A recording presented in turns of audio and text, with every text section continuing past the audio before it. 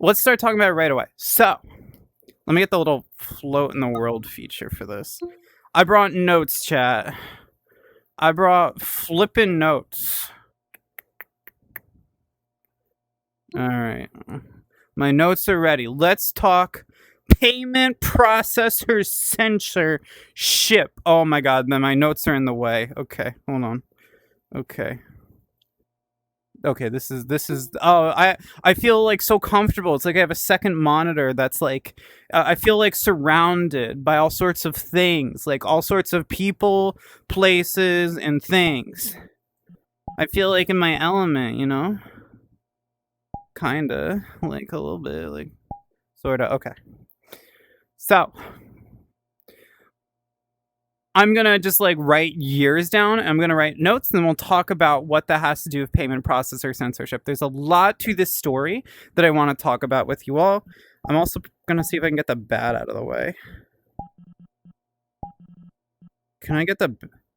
Sorry, bat, but you're taking up too much space. Oh no, food coma. Did you eat like tinies today or something? Okay.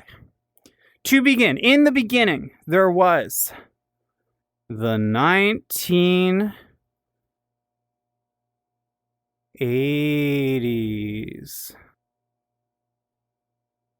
You know, think of like, I don't know, like, you know, Blade Runner's in theaters and Aliens is in theaters. Reaganomics, bottom text. And what's happening during the 1980s? What's happening during the 1980s, chat? Well, the internet is starting to be known for some specific things. Basically, you're on the internet if you're one of three things. You're a government employee, you're a scientist, or /nerd, or you fucking love porn. So in the 1980s, porn becomes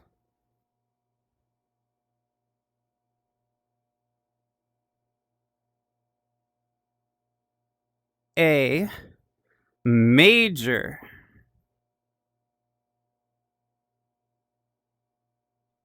net traffic source. This is an era where bulletin boards, BBSs, not to be confused with BBLs, are coming into play. We are getting the advent. Let me move myself over here. We're getting the advent of these online communication forums where people, you know, go on the internet, they meet, they chat, stuff like that. Obviously, if you're glowy, you're using the internet. If you're an academic, you're, you know, talking with other academics about all sorts of research stuff. But what also becomes apparent is that the internet is a great way to get your hands on porn, talk about porn, even pirate porn to a certain extent. Keep in mind this is the 1980s, so the technology is somewhat limited, but it's the 1980s and people are realizing, hey, this internet thing is great for online pornography. This is the initial start of the, and I wouldn't be surprised if the history goes further back, but this is based on the information that I have for at least this stream. This is, by the 1980s, a lot of people are using the internet for porn, to the point where the amount of traffic that's starting to come in for this will increasingly become bigger and bigger and bigger and harder and girthier and stuffed, rumbly with a gurgly stomach or whatever. So the 1980s begins, this is already being established. When we move to the 1990s, I'm going to say I'm going to say like 94, 95 for this one.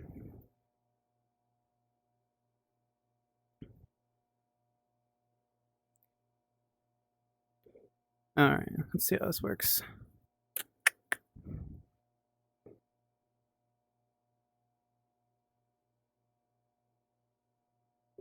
So by 94, 95, I'm just going to write porn and e-com for this. So, by 94, 95, we hit an era where pornography starts to emerge on the internet as a business, as a big business, a business that people are starting to crack the code about how to handle online pornography on the internet. Hi, Castell, by the way, good to have you. I'm not going to dive too much in the specifics of pornography online in the 90s. This is just an important kind of like preamble to the world of the 2000s, where we're going to start to see the payment processor situation begin to emerge slowly. So when we enter 94, 95, in 94, we start to see pornographic websites essentially start to solve the e-commerce issue. There was a big issue at the time with essentially, it wasn't like the internet today where payments would get processed and sort of transactions would emerge with a certain level of quickness. So a lot of times if you were creating like a pornographic website that was like a pay site or something like that, someone would be able to come in and basically, pay for a subscription, and like you would not necessarily get a payout with ease right away. A credit card company might kind of fuck you over a little bit with like transaction fees and things like this. This is the era where eventually by 94, 95, adult websites start to crack the code of building the e-commerce tech stack. They start to identify a way in order to create what would ultimately be the foundation of e-commerce on the internet. Now, to be clear, it wasn't only porn companies that were doing this. This was something that a lot of different companies were doing. E-commerce had already started to emerge on the internet, and by extension, as is obvious from what I just said, e-commerce from pornography had emerged as well. But what we did see is the kind of building out of the e-commerce, how will you say, the way that e-commerce would operate on the internet, which gave birth to very big porn sites, very big adult content kind of empires on the internet would emerge already by 95, to the point where you hit the 2000s and this is already becoming a big part of the internet. Like anyone that uses the internet at this point is starting to become aware of the fact that like a major source of traffic on the internet is the purchase of adult content. So we go from already the 80s, where this is the establishment of porn on the internet, to 94, 95, where the business establishment of porn is officially happening on the internet. So, any questions?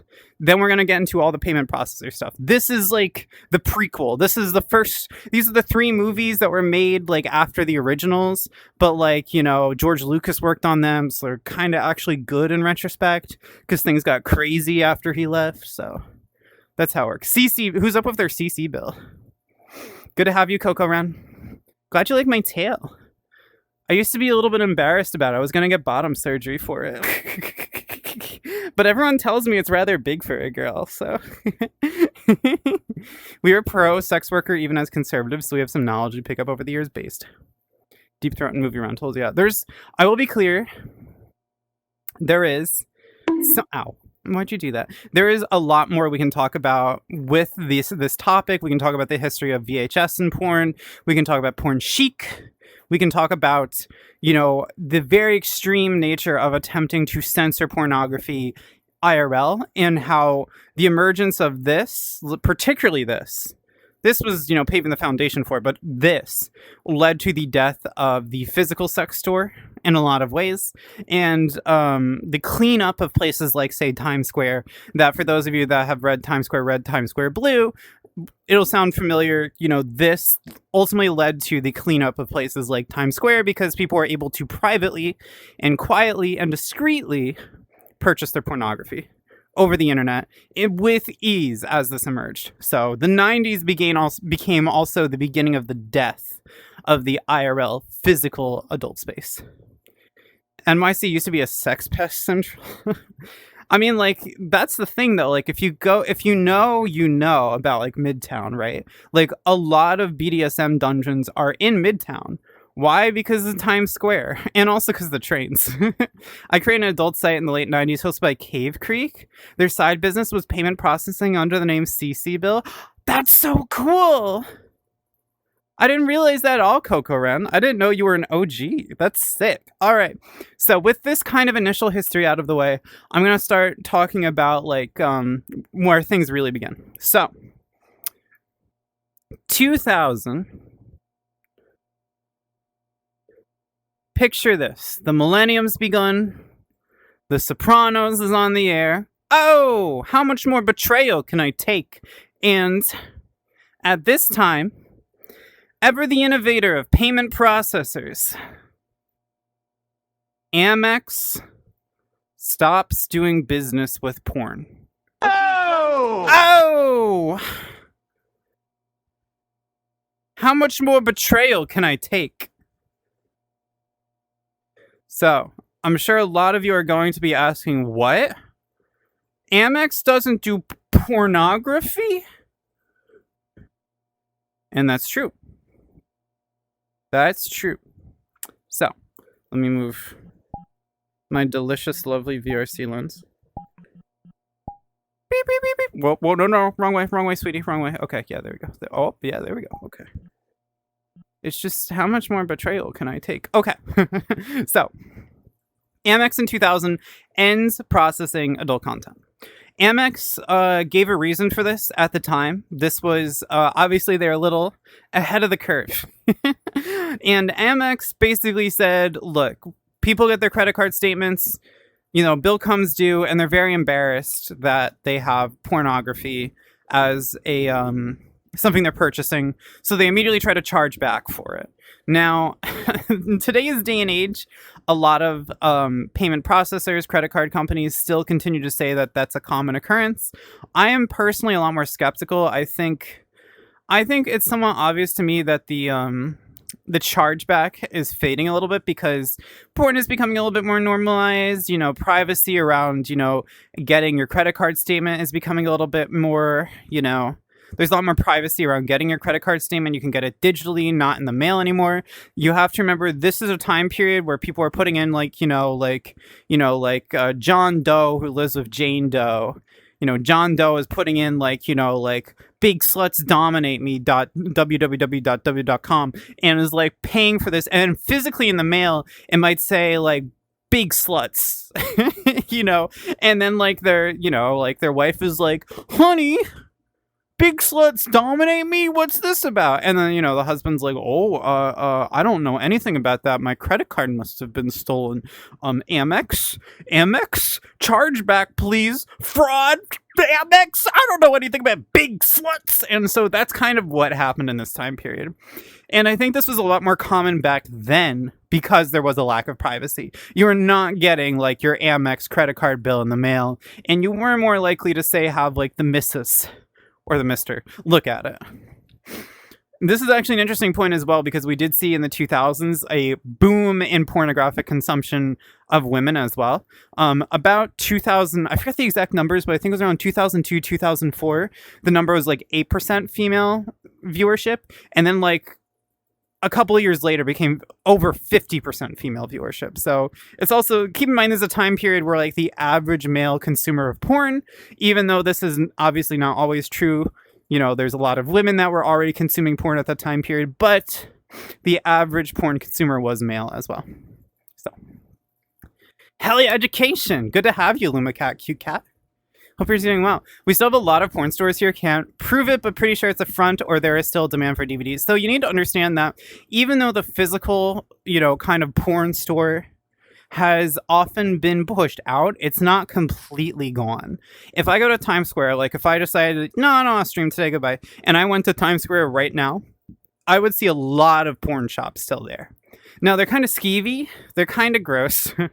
This is not Babeland. This is not a Pleasure Chest. This is not very queer-oriented. It's very OG old school. But if I wanted to go get a DVD of Backdoor Sluts 9 from there, I could, in fact, get the Backdoor Sluts 9 DVD. Backdoor Sluts 9... Unfortunately, the last time that I went to a sex store to try to get a DVD, I accidentally got a copy of The Lord of the Rings. I don't know what happened there, but whatever. So by 2000, Amex ahead of the curve. New Yorkers. Something, how much more betrayal can I take? Statements also have pseudonyms for online purchases, so it's not even saying Pornhub subscription, you're just subscription to PW. That's true, although I do suspect at this time the discreetness was not as strong, I think is what I would say. There's probably a lot of porn sites that were not thinking through this fully, Plus, porn sites don't show up under their domain names on the CC statements anymore. They use some innocuous INC or LLC. If you've ever bought something over I'm trying to think where. OnlyFans does have OnlyFans, but like on the domain, but a lot of pay sites will use CC Bill instead, which a little bit more privacy, you know. The one porn shop I went to years ago was really awkward to be in, did close, and is now a children's dentist office. I'm not going to touch that one. So, all right, let us continue. So by 2000, we have American Express phases out payment processing for porn, citing chargebacks. 2002. Now things are starting to build the foundation for where we are today already by 2002. This is sort of like the little teaser. This is the little opening before the credits. 2002, we have a ruling for a very important SCOTUS case called Ashcroft v. FSC. Do I have that? Yeah, good enough. All right, so Ashcroft v. FSC. Woo. We have Ashcroft v. FSC happens right over here. Now, Ashcroft v. FSC. Oh, I'm dizzy. Well, 1 second. 1 second, chat.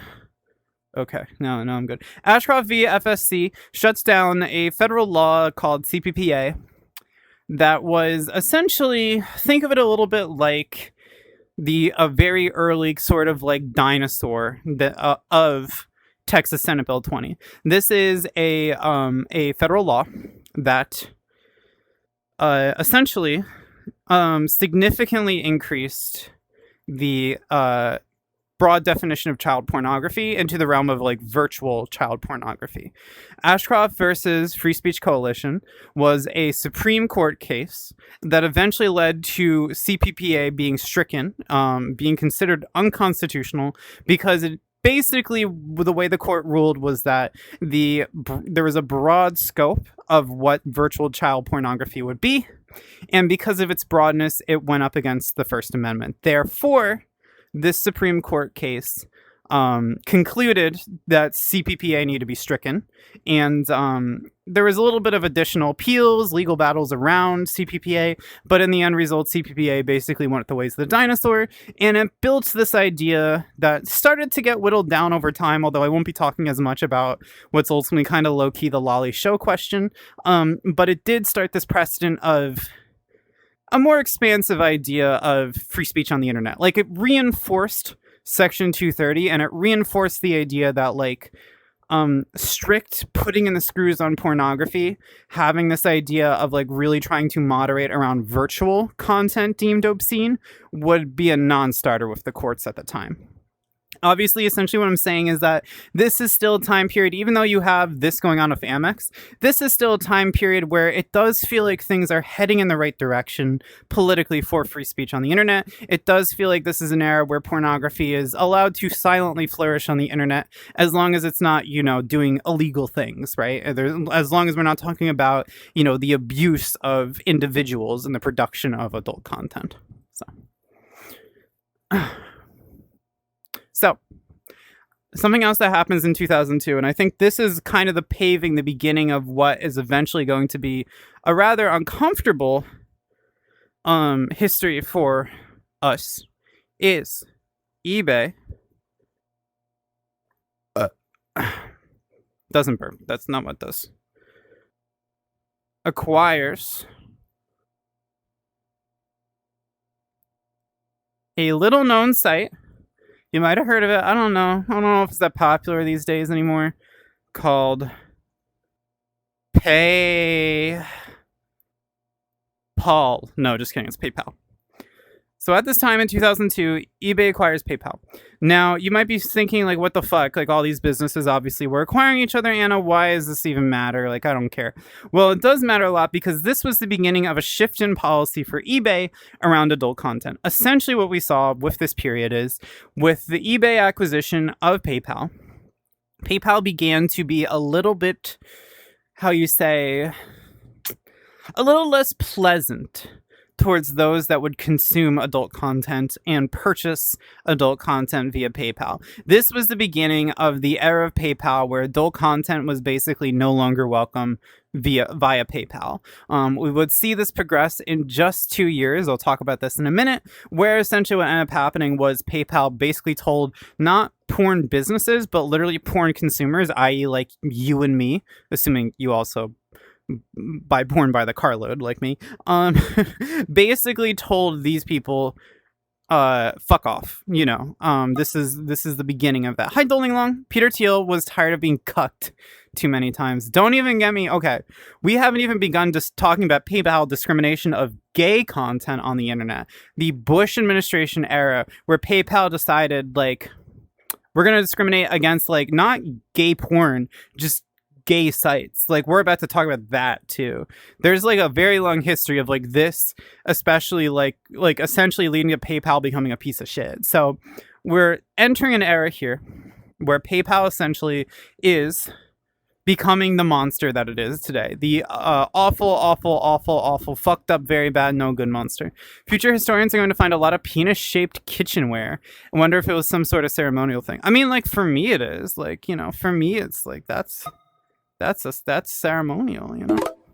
Thank you for the follow, by the way, Lumacat, cute cat. I appreciate it. All right, so let me adjust myself really quickly. Whoa. Where's everything? Okay, there it is. Okay, so I can tell we're gonna unfortunately have to erase the early history because, like, you know, or I can just make myself really tall. Like, that also is that's actually probably gonna be the solution. Is like to talk about this. I'm gonna just make myself extremely tall. I'm gonna be a giant, you know. Thank you for the sub. Thank you for the sub. I appreciate it, Limacat, cute cat. Penile-shaped kitchenware kind of is a ceremonial thing if you think about bachelor and bachelorette parties as part of the wedding ritual. Wait, you kind of cooked. You're like not wrong though. Like, that's the thing. Like, in that moment, like, you cooked. Okay. And speaking of cooking, we're going to talk about 2004, where porn is going to start to get its early iterations of being cooked. So, the year is 2004. John Kerry is about to get fucking wiped in the presidential election for Bush's second term. And in the interim, MasterCard, or shall I say Master Cook. I'm so funny. Master Cook wags the finger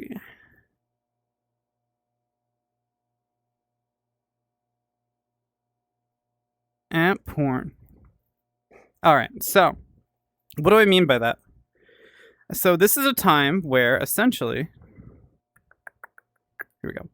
This is a time where essentially, oh my god, my wire got stuck on my feet. This is a time where MasterCard, this is the first moment where we get MasterCard kind of going around pornography.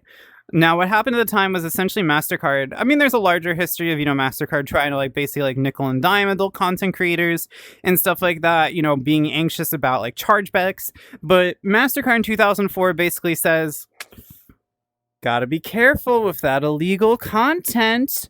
No dealing in illegal content. Pornographers. No illegal content, pornographers. No. Which is a little sus, right? Because it's not like, you know, like, it's not like a major adult content creation company is trying to create child pornography, right? But MasterCard is basically operating off the idea that a lot of folks were at the time, which is like porn is like this sleazy no man's land where no one has morals or ethics. So MasterCard was basically saying, no, watch it. No illegal content, which obviously was a little sus.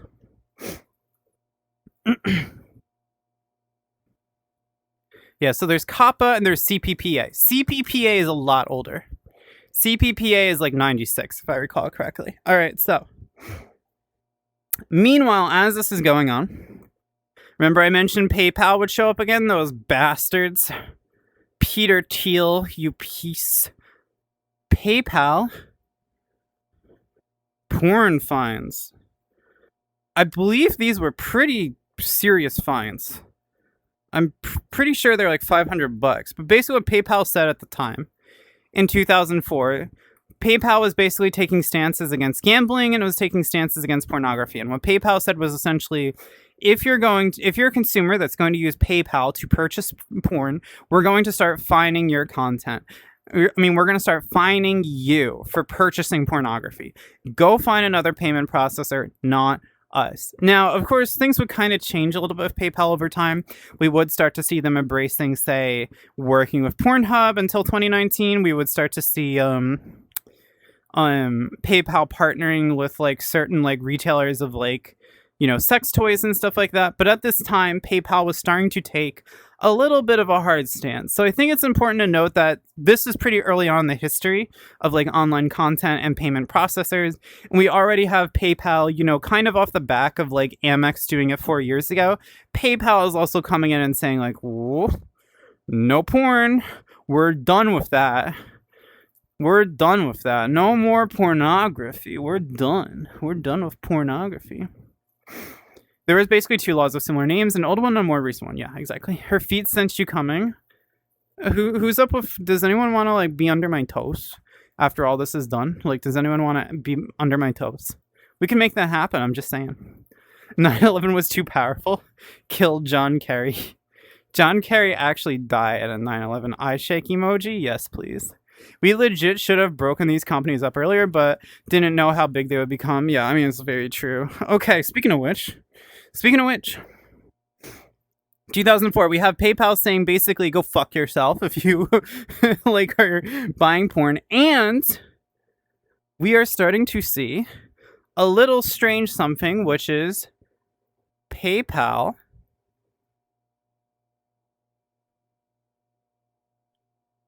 discriminates.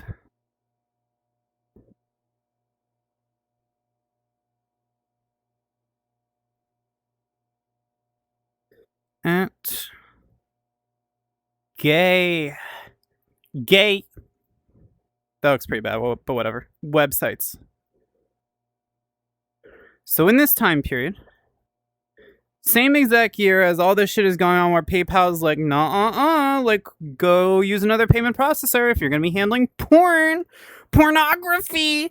At the same exact time, we have our lovely, lovely payment processor PayPal discriminating against non-adult gay websites. Essentially saying that these gay websites are violating the acceptable use policies around sexuality, in so many words. And, some of these sites have like some gay romance stories and stuff like that, but they're not pornographic websites. So this causes a whole entire stir. This is very much kind of par for the course for the Bush era LGBT issues kind of circumstances, right? Where you would have companies just basically saying like, I'm not processing payments for those, so fruits. So it's I hope it demonstrates that PayPal is a company that has, by the way, all these things that I'm citing, everything has a source connected to it. And I'm going to go to my Beehive, which is my successor to my Substack, when this stream is done and dump all the sources. So you can see everything I'm saying. This is not like a LARP. This is not a role play. This is not my little Dungeons and Dragons fictional setting where PayPal is a piece of shit multiple times in its history. This is something that happened as far back as 2004. PayPal was being a piece of shit about marginalized content creators. And so, that's what happened. PayPal came in and said, basically try to say like gay content was too sexual and tried to not process payments around it. You can step on me, that's fine. I need my back cracked anyway. Deal, Castell. Anything for you, sweetie. It's not that they didn't know how big they would become. They basically bought off politicians, so antitrust laws haven't been enforced in many years. That's definitely true. One of the most radicalizing moments of my youth was realizing how many long-term pain we currently experience because a politician was bought on the cheap. How much of like the way that the world works today is because of that is damning and shocking, I have to say. It really opens your eyes. It's really sad, but that's the way the world works. If you have money, you can buy access to like all sorts of stupid, fucked up shit. So the year is 2006. I forgot what happened in 2006, like in terms of like stuff in the world, but in terms of this issue, we got one big thing. So I believe this was in front of Congress. MasterCard and Visa.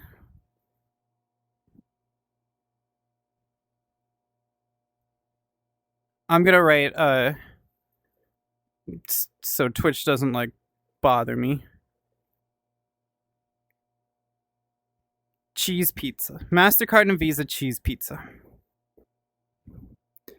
This, unfortunately, was not MasterCard and Visa offering to buy Americans a lot of pizza. Actually, maybe fortunately, because this is... Maybe I shouldn't have said that. Okay, so what was happening at this time was MasterCard and Visa, if I recall correctly, in front of Congress, basically said, we vow to fight child pornography on the internet. We vow to fight, child pornography and the processing of payments around this. And this is the beginning of an era that's eventually going to lead to a lot of what's happening today. But I mention this because this is the beginning of MasterCard and Visa saying, yep, we vow to fight this issue.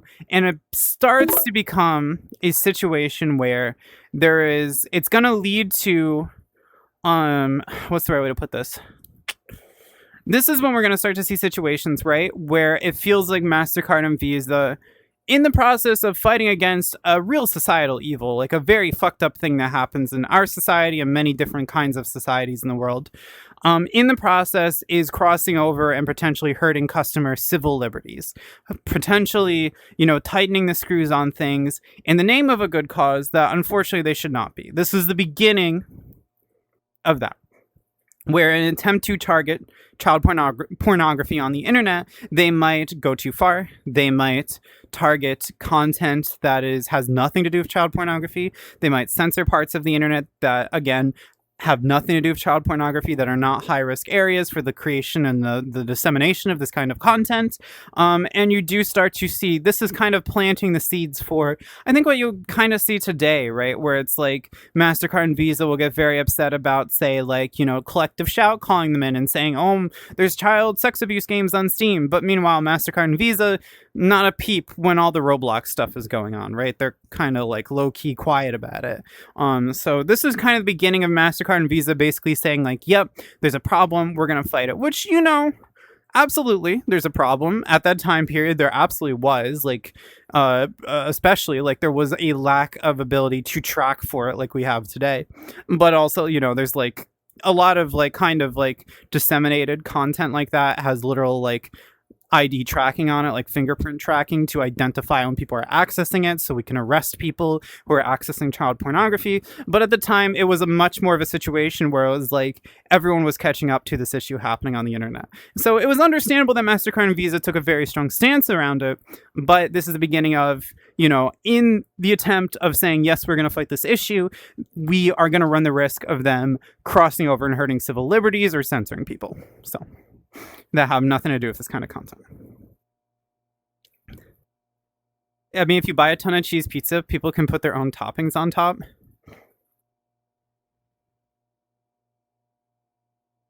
No pizza discussion. Didn't they bullshit everyone called the heat on them since there are a few collective type scandals? We'll talk more about the scandals around MasterCard and Visa. I love how much culture, political knowledge of QAnon you need to understand what is cheese pizza to an outsider. It's confusing without the lore knowledge. I forget if it was like this phrase came about and then Pizzagate or vice versa. Because I feel like it was a little bit like this phrase existed in the world, but like people that were like already like so internet pilled assumed that like this is what like in that email like the one Hillary Clinton associate was talking about, which is like, no, straight up literally talking about like, do you want some pizza? Which is crazy, but like, we've been living in conspiracy land for years now. I think at some point they added violence against women to that, leading to stuff like hypno kink bans. We'll talk about hypno kink bans as well. This is like, so much of this is still in a lot of ways really the prequel to what's going to blow up. By the time you hear the words Operation Choke Point, that's when you know shit's about to hit the fan.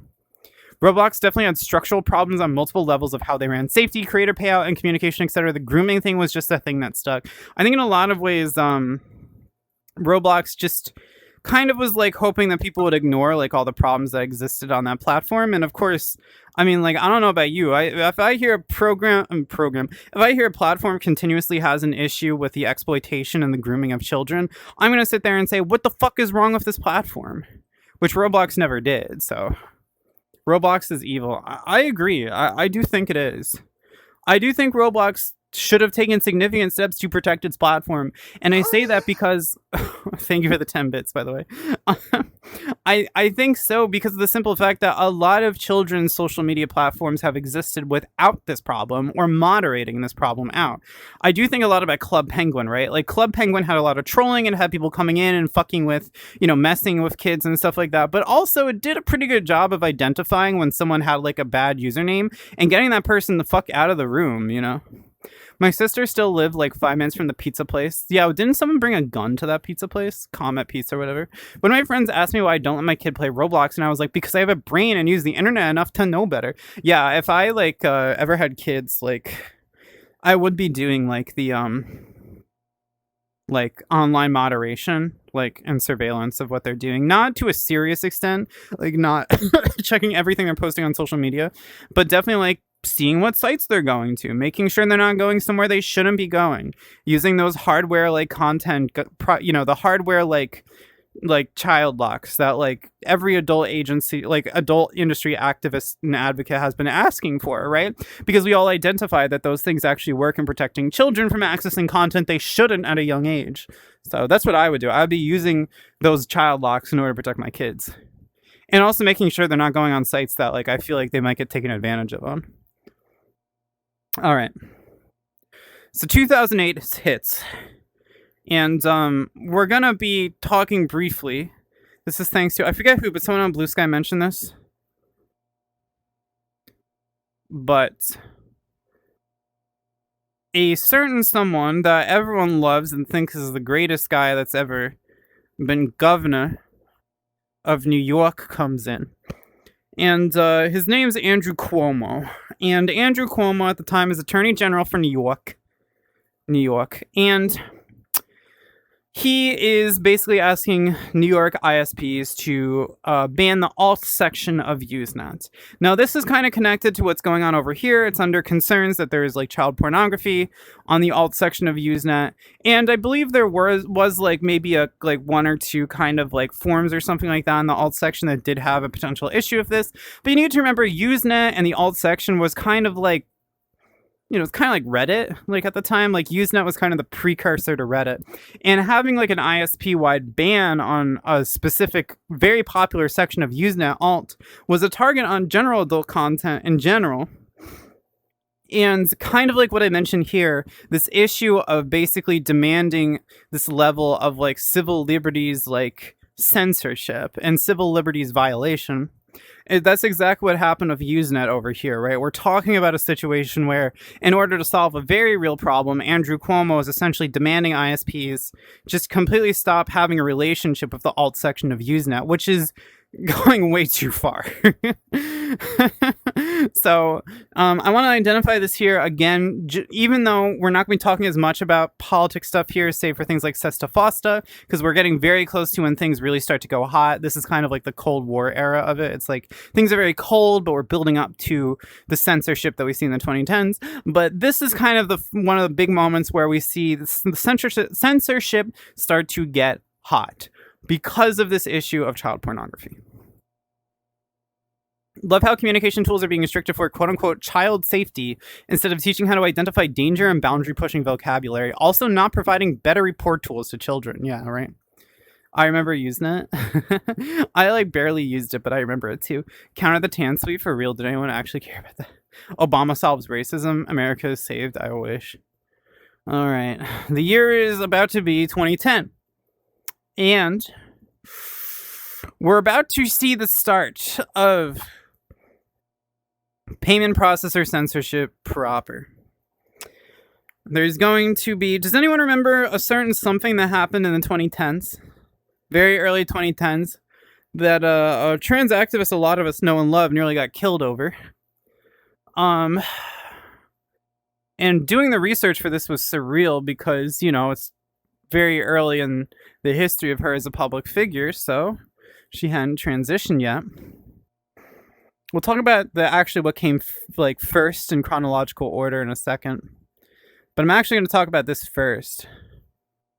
I'm going to write something we'll talk about in a second, but I feel like this is so relevant, important, and worth talking about in particular detail that I'm just going to go right off the cuff with it. Whoops. WikiLeaks.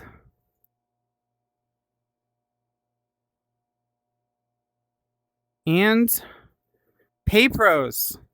We are entering the era now of the 2010s where the censorship is going to start to heat up. And one of the big ones that started with payment processor censorship was censorship of WikiLeaks via financial discrimination, financial censorship. Remember, at this time, we're talking about the Chelsea Manning leaks. And at this time, this was highly controversial, extremely controversial, like to the point where, depending on how her trial could have went, she could have gotten straight up killed. And MasterCard, Visa, and PayPal stopped accepting, financial payments to WikiLeaks at the time. This is, I think, a major escalation, everything that's been discussed over here beforehand, because now we have a moment where MasterCard, Visa, and PayPal are saying no. They're saying we are not processing payments around this. It suddenly no longer there's no longer the support based on a free speech issue. I'm sure MasterCard, Visa, and PayPal were being pressured by the U.S. government at the time, and this resulted in a lot of anger.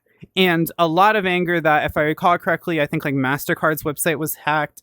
We are going to see again in 2011. I'll just kind of skip ahead a little bit and write it. That PayPal actually, at that time, Chelsea Manning in 2011 had like a defense fund account on PayPal, and PayPal tried to shut it down. And then like when they brought it back in, PayPal kind of gave a half-assed reason for why it got shut down. This is an era where we're starting to see things heat up a little bit. And I think there's a rhyme and reason why suddenly MasterCard, Visa, and PayPal are not accepting processing payments for certain things that are more political. And I'll talk about that a little bit, because once we get to 2013, we're going to actually properly start the era of payment processor censorship. WikiLeaks should have been our canary. Snowden should have crystallized the right to online privacy as a right. Sadly, I think a lot of people deep down knew that like what was going on was not okay, but they didn't know what to do. They felt powerless. They deep down believed in Obama. But what we are going to see here actually is that Obama caused a lot of the problems that we face today. Obama ultimately became a more neoliberal, barely left of center president, and he created a lot of the circumstances that put us in the hellhole that we're in, both in terms of things like immigration and foreign policy, but particularly on this issue in terms of payment processor censorship. Actually, in fact, Obama set us up for, unfortunately, a lot of the issues that we have today, and the Democrats walking along with Republicans to censor us. So we're going to talk about that very shortly, because we're approaching very quickly an era where we have documented proof when this policy began, but I quite frankly think that by the time that the Obama era DOJ is really going strong before 2010, I already think some of these policies that we're going to talk about that come into play by 2013 already were in play, because we see a very censorious U.S. government come about in this timeline, while also, Obama's trying to drone people and shit. So, at this time, MasterCard, Visa, PayPal pulls out of WikiLeaks, which obviously caused a lot of anger and is rightfully understood by the internet as an attempt to censor, to choke WikiLeaks, as some folks have said. Then with Craigslist at this time as well, Craigslist feeling a lot of pressure from attorney generals across various states' attorney generals in the U.S., gets rid of its adult section, but they kind of play a fast one, and the adult section kind of becomes the personal section, which eventually will go away, but we'll talk about that. But yeah, shit is starting to heat up a little bit in 2010 is what I would say. Not a coincidence that Obama is president. If you want to hear more about this era, at some point go poke Wilma. It should be pretty easy to find her on Discord. She's former Alphabet Soup. Oh, hell yeah. I will absolutely hit her up. By Alphabet Soup, like former Alphabet Soup, you mean like LGBT, or do you mean like 3 letters? Because I would kill to talk to like an FBI agent about this era, because um the DOJ really kind of put its finger on the scale on this stuff around this time. All right, so 2011. I'm just gonna write it over here. This is just a small note, but it's worth. I already mentioned this, but this is where we get Chelsea Manning and PayPal. Tech Dirt wrote about this one. You'll see it later. So PayPal kind of basically tried to shut down our defense fund, and then they walked it back, is basically what ended up happening. Okay. So 2012. Oh my god, we're building up to Operation Choke Point, and that one is going to be spicy to talk about, but we're not quite there yet. This is the year I graduated. That's crazy. This is the year I could officially legally access porn, a thing that I wasn't doing for like a bajillion years beforehand. By that I mean like 6. All right, PayPal goes after obscene content. So at this time, this was. Let me write it down specifically. PayPal and obscene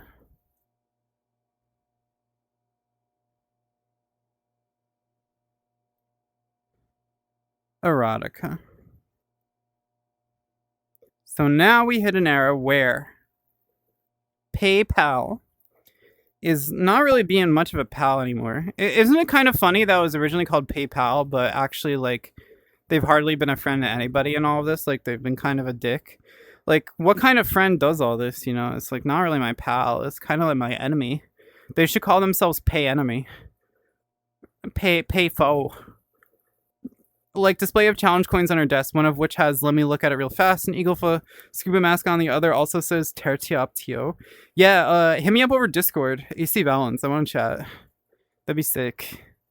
I've been I kind of want to chat with more like people that have like that were glowies at this time. Like I feel like there's a lot of insight, because we're talking about an era where it's like the DOJ is starting to get involved with pornography. All right, so again, they kept on doing it constantly. All right, so PayPal and obscene erotica.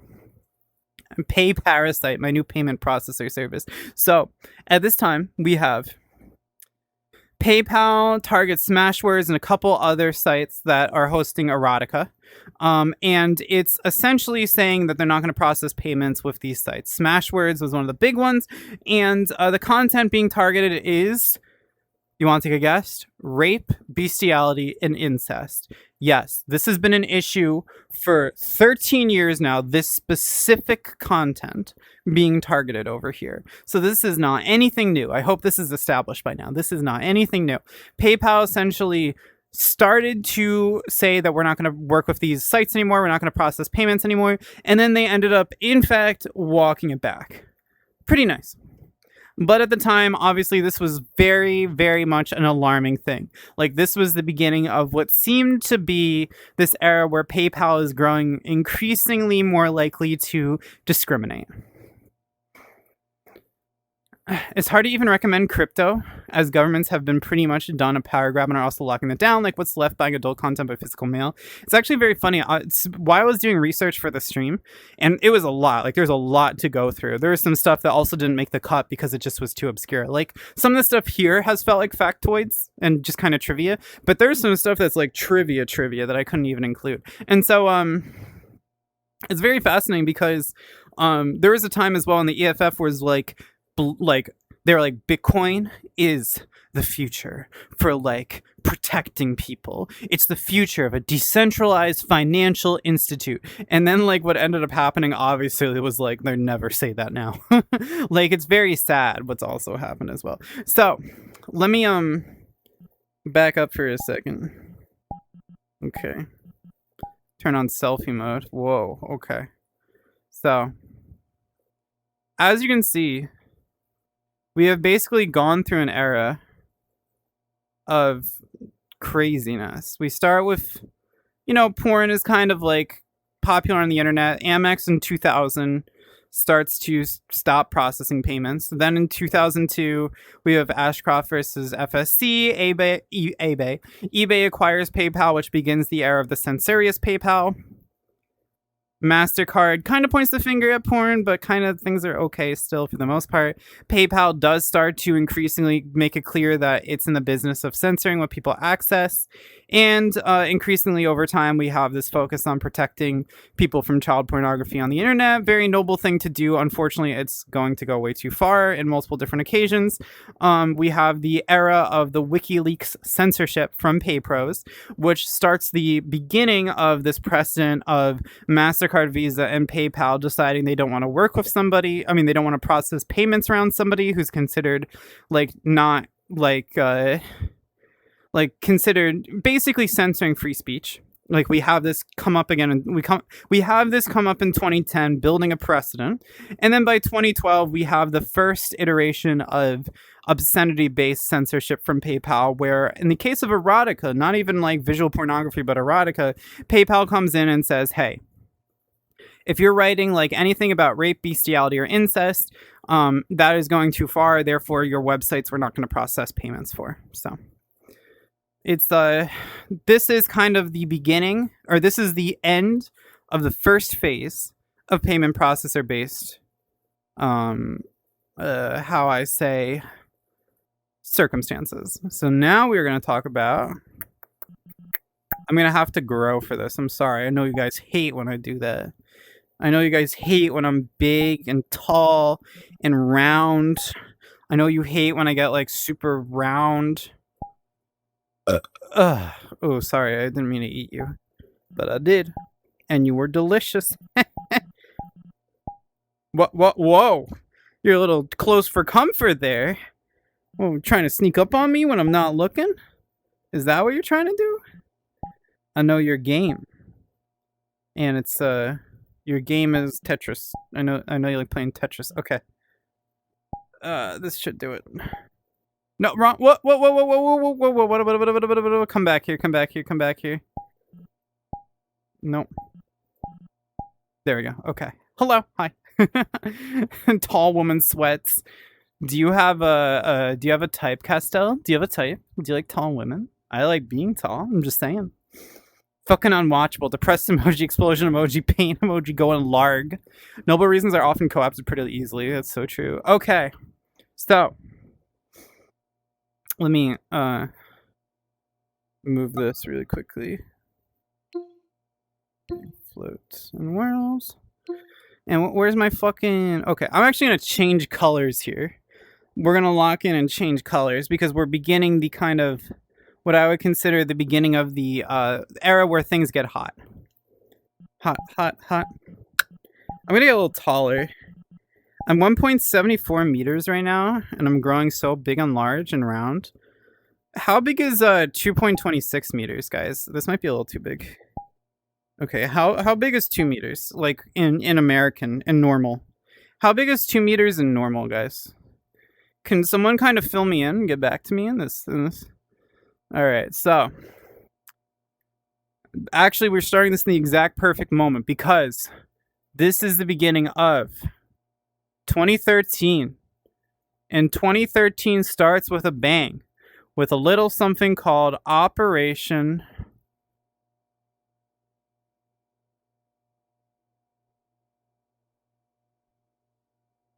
Choke point.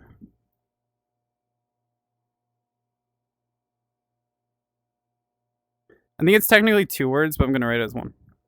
Because I'm lazy. There's really no other reason. Okay, so 2012 arrives, and we get Operation Choke Point. 2 meters is 6.56 feet. I feel taller than that. I feel like I'm like fucking like... I feel like I'm like 10 feet tall or something. I wish I was this tall in real life. I'm 5'9". I love to like look down on like humans and be like, you're so small and pathetic. I should just pick you up and give you uppies. No, but I actually should. Anyway, so Operation Choke Point is an Obama-era Department of Justice policy that we know for sure was implemented in 2013. I kind of suspect what actually happened with Operation Choke Point is it was officially implemented in 2013, but there was likely like beginnings of rumblings of Operation Choke Point being put into effect before 2013, because there's a little bit of suspicious stuff at the end of the first part of the timeline that I'll talk a little bit about why I think this was the case. So Operation Choke Point is basically an Obama era policy. You like uppies? I like giving uppies. So, okay, I have to be serious. Operation Choke Point is an Obama era policy from the DOJ that basically what the Department of Justice was doing at the time was they were sitting down and they were saying, okay, we're going to look at these industries that are technically legal, but we identify levels of high risk, and we're going to really put the screws on these industries to operate properly, operate cleanly with minimal risk, and we're going to pressure banks to essentially, this is most importantly, identify people we think are risky financial businesses, financial endeavors, and start to debank those individuals. So this comes up a lot. You'll hear Operation Choke Point a lot in terms of like right-wing terrorism and right-wing like beliefs, politics, also things like white nationalism. You'll find it in terms of things like guns. Like this is kind of the where like a lot of the right says like first they took our guns, because Operation Choke Point was in fact looking at things like the purchase and the sale of guns, of firearms in the US. But another thing Operation Choke Point took significant focus on as well was sex workers and adult content and pornography. This is the beginning of the era of sex workers being debanked in significant numbers. What we start to see in this era is banks debanking sex workers and PayPal debanking sex workers. Suddenly, if you're a sex worker, you're losing your bank account. We start to see more coverage about this in, let me fix this really quickly because it looks like 2012. We start to see more coverage about this in circa 2014, but this is the start of that era, of this Obama era policy. So Operation Choke Point puts significant amount of pressure on financial institutions. We're talking about the DOJ taking an active interest in what's going on with banks, how they're processing payments for certain things, who they're working with, and trying to demand essentially more regulation around specific industries. And some of those industries, like payday loans, it makes sense, right? Like they're kind of skeevy industries. Or, identifying like, criminals that are like, kind of like far right terrorists, right? Like it makes sense in some ways to have, the DOJ come in and say, we're going to moderate. We're going to demand more active monitoring of individuals, and we're going to ask you to debank some of these individuals because, for instance, their behavior could be criminal, right? Unfortunately, though, what ends up happening is pornography, always considered a high-risk endeavor. We're talking about a lot of people in the Obama administration, in the Obama Department of Justice, who see pornography as skeevy, as potentially dangerous. They're confusing the idea of the adult industry with, say, like child pornography production, to very different things. They are obviously also taking a key focus on pressuring banks to stop working with sex workers and adult content creators. Debanking people is a special kind of ongoing cruelty, as you legit need an account for everything. Yeah, what we start to see very quickly in this era is, circa 2014, we start to see sex workers saying, I'm losing my bank accounts. And this is the beginning. This is the beginning of it all. This is the beginning of payment processors. Even after Operation Choke Point is dead by 2017 in the Trump admin, this is the beginning of payment processors becoming very skittish, very risk adverse, not wanting to piss off the US government. And this is the beginning of the policy of debanking sex workers and adult content creators. While I'm sure that was happening before this period to a certain extent, I'm sure there were cases where if someone was identified as a full service sex worker, a bank would not want to do business with them. This is the real beginning of the fire, like the knob being turned on the heat. So this is sort of like very fitting that like we have this new part of the timeline in red, because everything from here on out is kind of reflected by this policy. Also, I'm going to drink a Celsius real quick. So in spring 2013, we have the Obama era Department of Justice initiative to crack down on legal high-risk ventures connected to banks. This increased significant pressure on the financial stack that's operating within adult content, resulting in more censorious payment processors over time. This is the beginning. This is the Genesis mark. If you want to blame someone for a lot of what's going on currently with payment processors, unfortunately, Obama, you're going to have to blame Obama. Who is the opponent? You.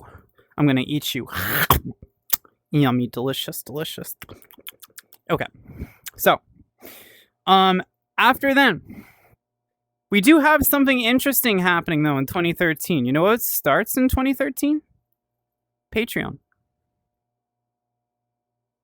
Patreon opens its doors in 2013. This is going to be noteworthy because Patreon is, I think a lot of people here think of Patreon as kind of like little bitches, but Patreon has not always been little bitches. Sometimes they're in fact big bitches. They were with big balls, big cojones. So, be right back. All good, Coop. Thanks, Obama. I like the Coco. I like the oh god, what's her name? I'm blanking. I like the chonky. I like the chonky emote. Not the good kind of big bitches. No, at this time they were in fact the good kind of big bitches, but they will become bad bitches. So in the meantime, and not in the good way. So in the meantime, 2014 rolls around, and I'm just gonna put it like right over here. Boop, boop, boop, boop, boop, boop. 2014. I'm just gonna say like sex work. We're gonna say SW, so Twitch thinks it's Star Wars. Debanking begins. The debanking of Star Wars. So by this period, like, we're getting reporting of this happening. Now, personally thinking, I've been thinking a lot about this timeline all day as I've been working on this. And you'll remember, guys, that in 2010, we have MasterCard, Visa, and PayPal all, basically pulling out of WikiLeaks. Then as well, by the time that 2011 hits, we have, PayPal fucking with Chelsea Manning. And then in 2012, we have PayPal going after quote-unquote obscene content in erotica. So high key, I think, while it's undeniable to me that this happens, the censoring of whatchamacallit, it's undeniable to me that the debanking of sex workers over here is directly connected to the shit that the Obama-era Department of Justice was doing. I also kind of think a lot of the censoring happening towards the tail end, or towards the very start of the 2010s, I think that also was a little bit the Obama Department of Justice at play as well. It makes too much sense to me, right? That PayPal comes in and just so happens to fuck with Chelsea Manning's defense fund PayPal. Just so happens when, like a year or two later, we get like Operation Choke Point really clamping down on pornography in general, really clamping down on all these individuals, trying to debank a lot of folks and end payment processor ties with all sorts of folks, both really fucked up shit and stuff like porn. So why wouldn't the DOJ do a little something to an Obama political enemy, Chunky has an animated emote for every emotion I feel. That's like so accurate. And they had to go back to physical credit chips. Remember when Patreon retweeted a tweet from a video star announcing her catalog is now on Patreon? Patreon since deleted that tweet. I'm not surprised. All right, so that's 2014. 2015. I'm gonna put it over here for ease. I know like this is getting complicated quickly, but I want to make sure that there's enough room for everything. I'm just going to say back page.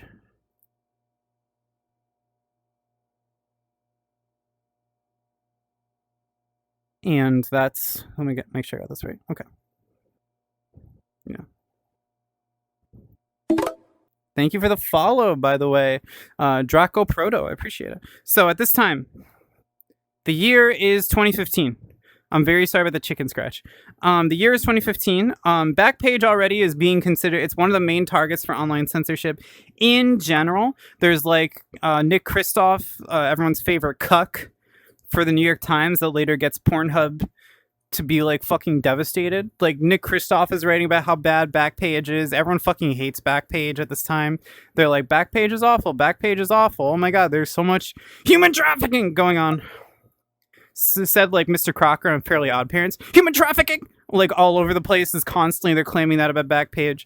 And so, like the usual folks like EFF are coming into Backpage's defense and saying, the importance of preventing the censorship of Backpage. But at this time, Backpage is 2015. Yes, 2015. At this time, MasterCard and Visa are saying, no, we're pulling out Backpage. They're no longer, what was it? It was processing payments? Yeah, they're no longer doing payments with Backpage at all. So at this point, the screws are increasingly tightening, and it's very obvious that what's going on right over here, very obviously has to do with Operation Choke Point right over there. This is super obvious that's all interconnected at this point. Whatever's going on over here very obviously has to do with Operation Choke Point. So, let's continue down the hall of misery that is the increasing censorship of the internet in the second term of the Obama administration as we start to move into Trump, which I still can't believe happened. Fucked up world we live in, huh? Whew! Crazy world, huh? Well, don't let it get you down, son. Penis. Some of you, I don't know if all of you know what I'm talking about. But Mission Hill is a great series. Tom Kenny's the one that does it. Whew! Crazy world, huh? Well, don't let it get you down, son. Penis.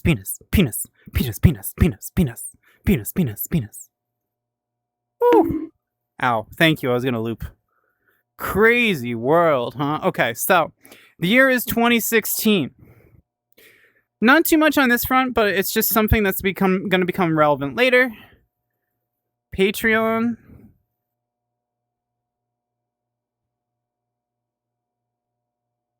And PayPal. So,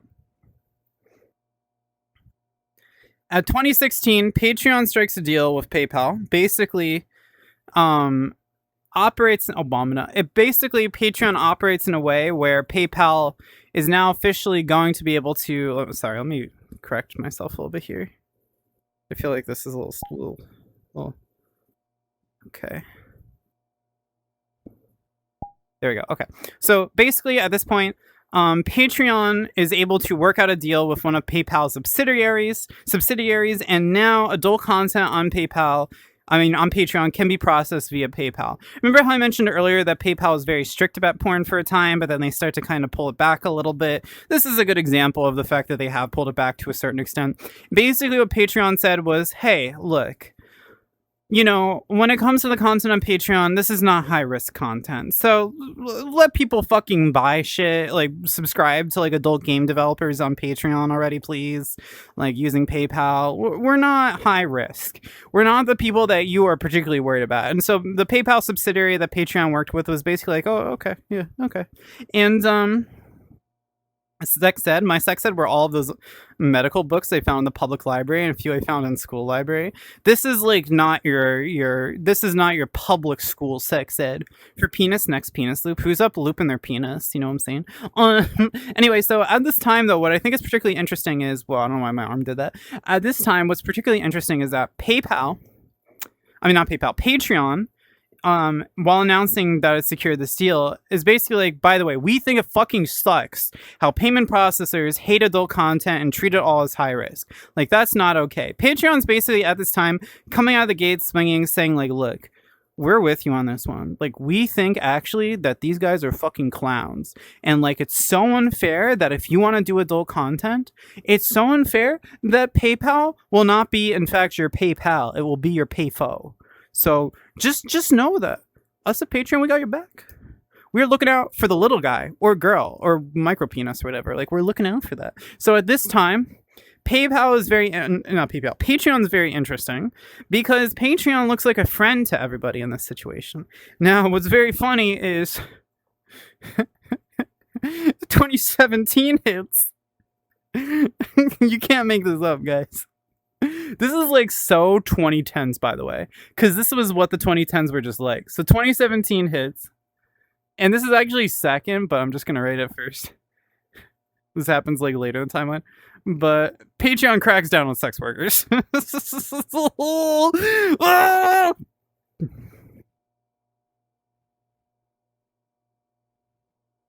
live in a bonkers ass world, dude. So 2017 hits, and Patreon's basically like, yeah, so our payment processor said we gotta change our guidelines. Sorry, guys. So it's very funny.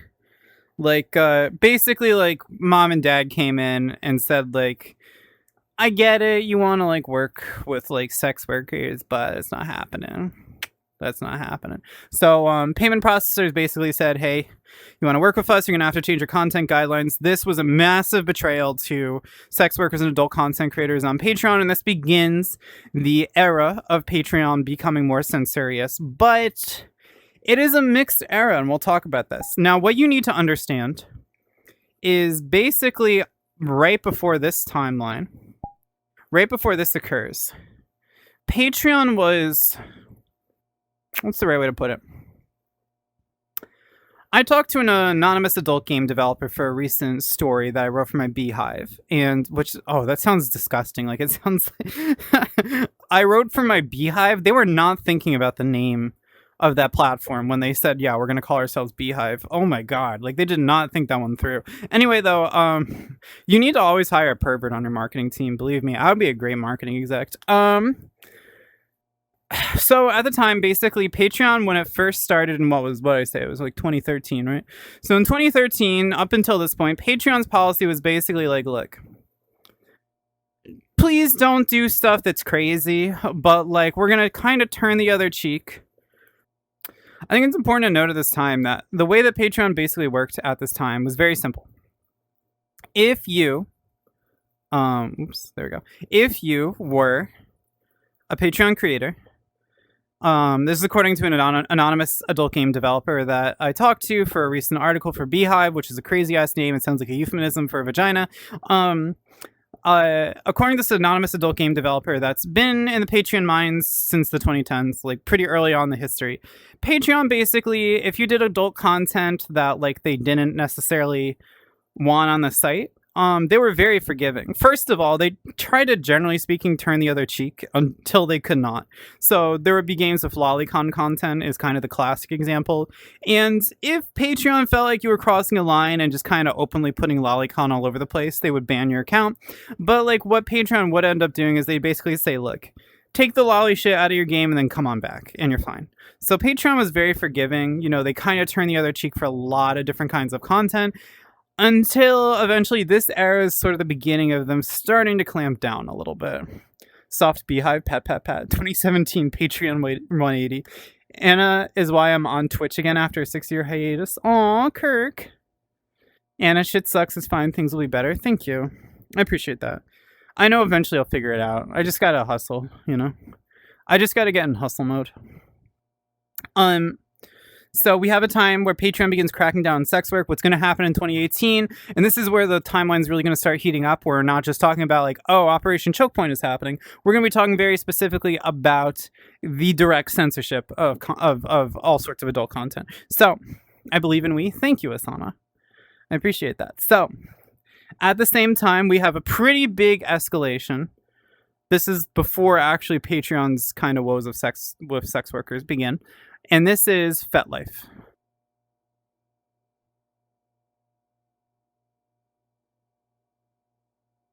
And credit cards. So basically, in 2017 as well, credit cards threatened to pull out of FetLife. Now, FetLife, for those of you that don't know, although I'm sure a lot of folks here do, FetLife is a very popular BDSM-oriented kind of like communication platform, you know, kind of forum, ability to network. It's almost like Facebook for kinky people.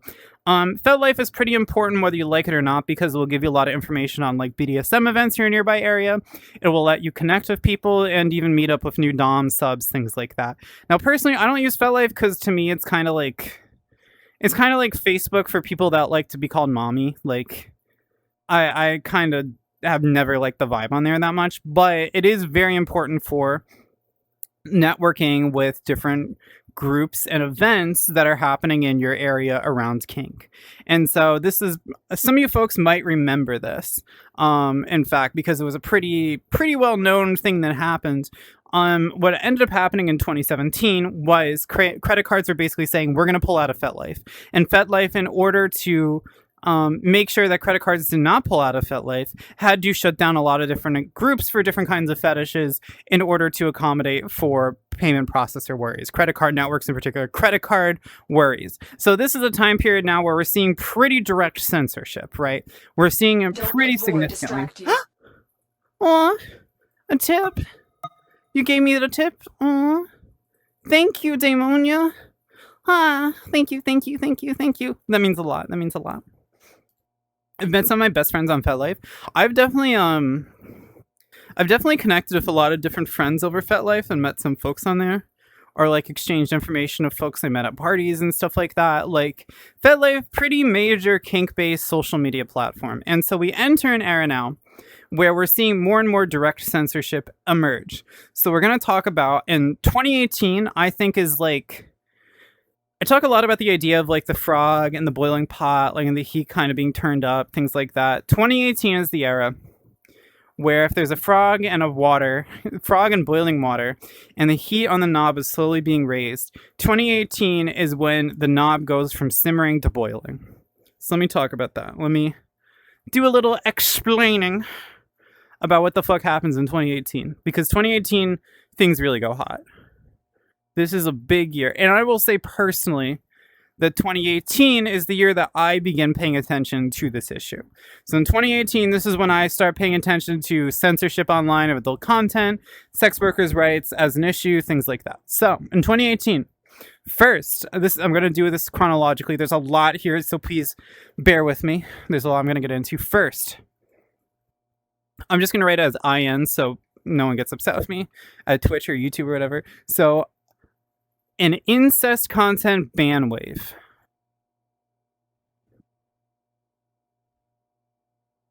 Hits Patreon. Summertime Saga, one of the biggest adult games on the platform, is hitting this. There's then followed through in this a softer ban wave on rape content, non-con content on Patreon as well. But we are once again seeing the beginning of an era where essentially censorship on Patreon is starting to grow. People that once felt safer on Patreon are finding that they're not as safe as they once felt they were. And Patreon kind of sucks. Now, there's a lot of censorship that's starting to emerge in 2018 for the platform. So we have kind of the increasing of tightening the screws from payment processors. Then, a lot of you are probably like when is this going to come up? And now it's coming up now. Sesta Foster.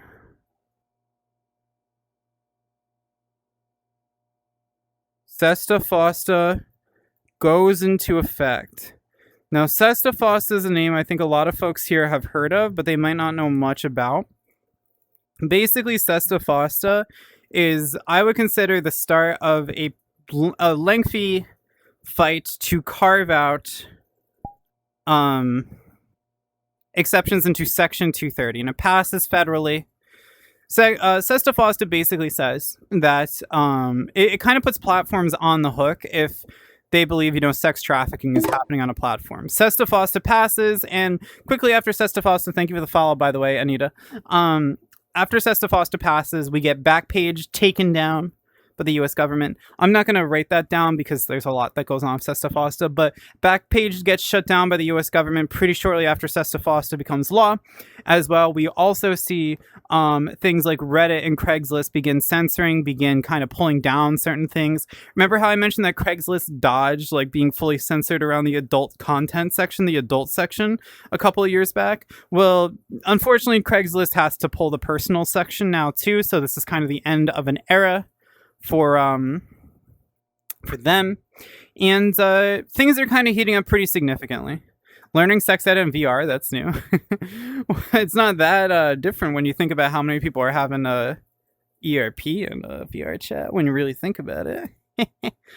So, another thing that happens in this year, so there's Sesta Foster with Backpage happening, the censorship of different social media platforms, and oh my god, what's this? What's this?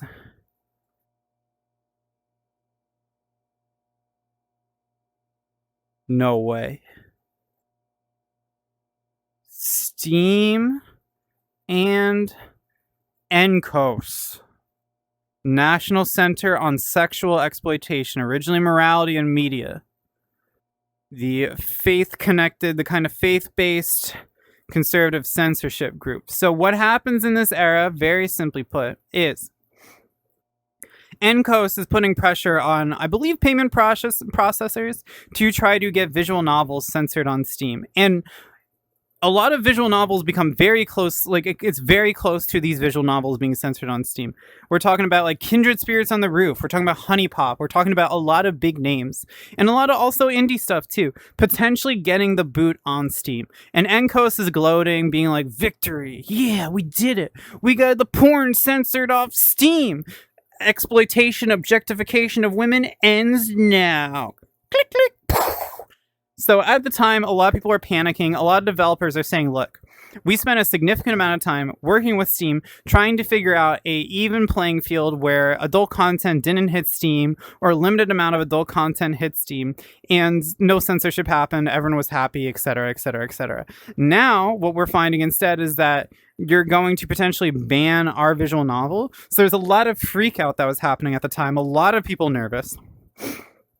And what ended up happening with Steam and NCOSE is NCOSE, while taking its victory lap, probably should have shut its mouth because a lot of people started to figure out that NCOSE was petitioning Steam or payment processor, likely payment processors, to try to remove content. I forget exactly if there's like any proof that they like petition payment processors or not. But after this came out and there was some reporting on the censorship of potential censorship of visual novels on Steam, it looked like it was very likely that Honey Pop and a lot of other visual novels were going to get pulled from Steam. Steam put out a policy and basically said, look, we are opening the floodgates. We're going to have to figure this out as it goes. But yes, we're opening the floodgates to all sorts of content on Steam, including like basically yes, as long as it's not like hate content, we'll figure it out. So this was a pretty major deal for them. Let's see. Prostasia says, a 2-year campaign against sex and gaming by conservative group NCOSE is behind Steam games banning many games from its store, but the bans are inconsistent and some seem to involve stereotypes about Japanese characters. This all-ages game of no nudity or sex featuring school-age protagonists who discover and bring justice to an abuser was denied a Steam release because we think this novel's core audience is pedophiles. Let's see. Yeah, I don't think the Prostasia link, though, like, identifies whether payment processors were to blame there. Just that NCOSE was, like, pressuring Steam. Steam might have, like, given in at the time. Look at the date.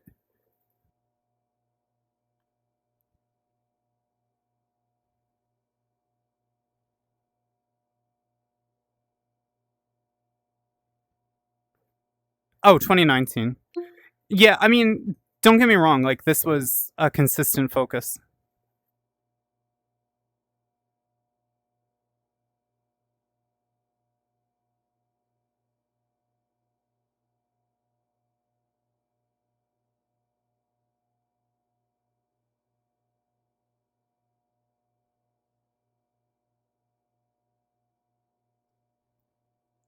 Well, the data that tweet's not correct because if you look at the actual NCOSE thing, it's 2018. Like, if you look at the actual NCOSE blog post, like, something's up with that date. Let me take a look.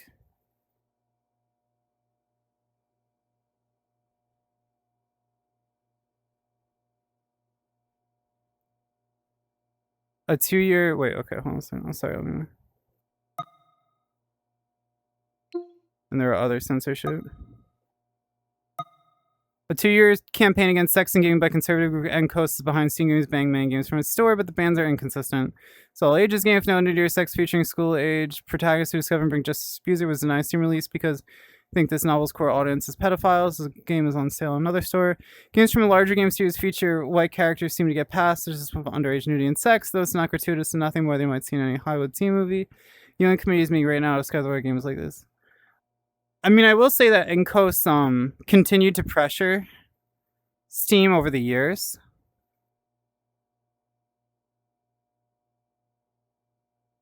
Damn, it's such a self-report for Prestasia to link to Senkaku complex. Oh my god, like that's not a good look. Oh my god, that's not good. That Faku game was pulled as well, by the way. I think I don't think it, unless you have to log in to see it. It is true that Steam did start to tighten up after this period in 2017, but this isn't payment processors. Well, okay. We don't. Okay, let me put it this way.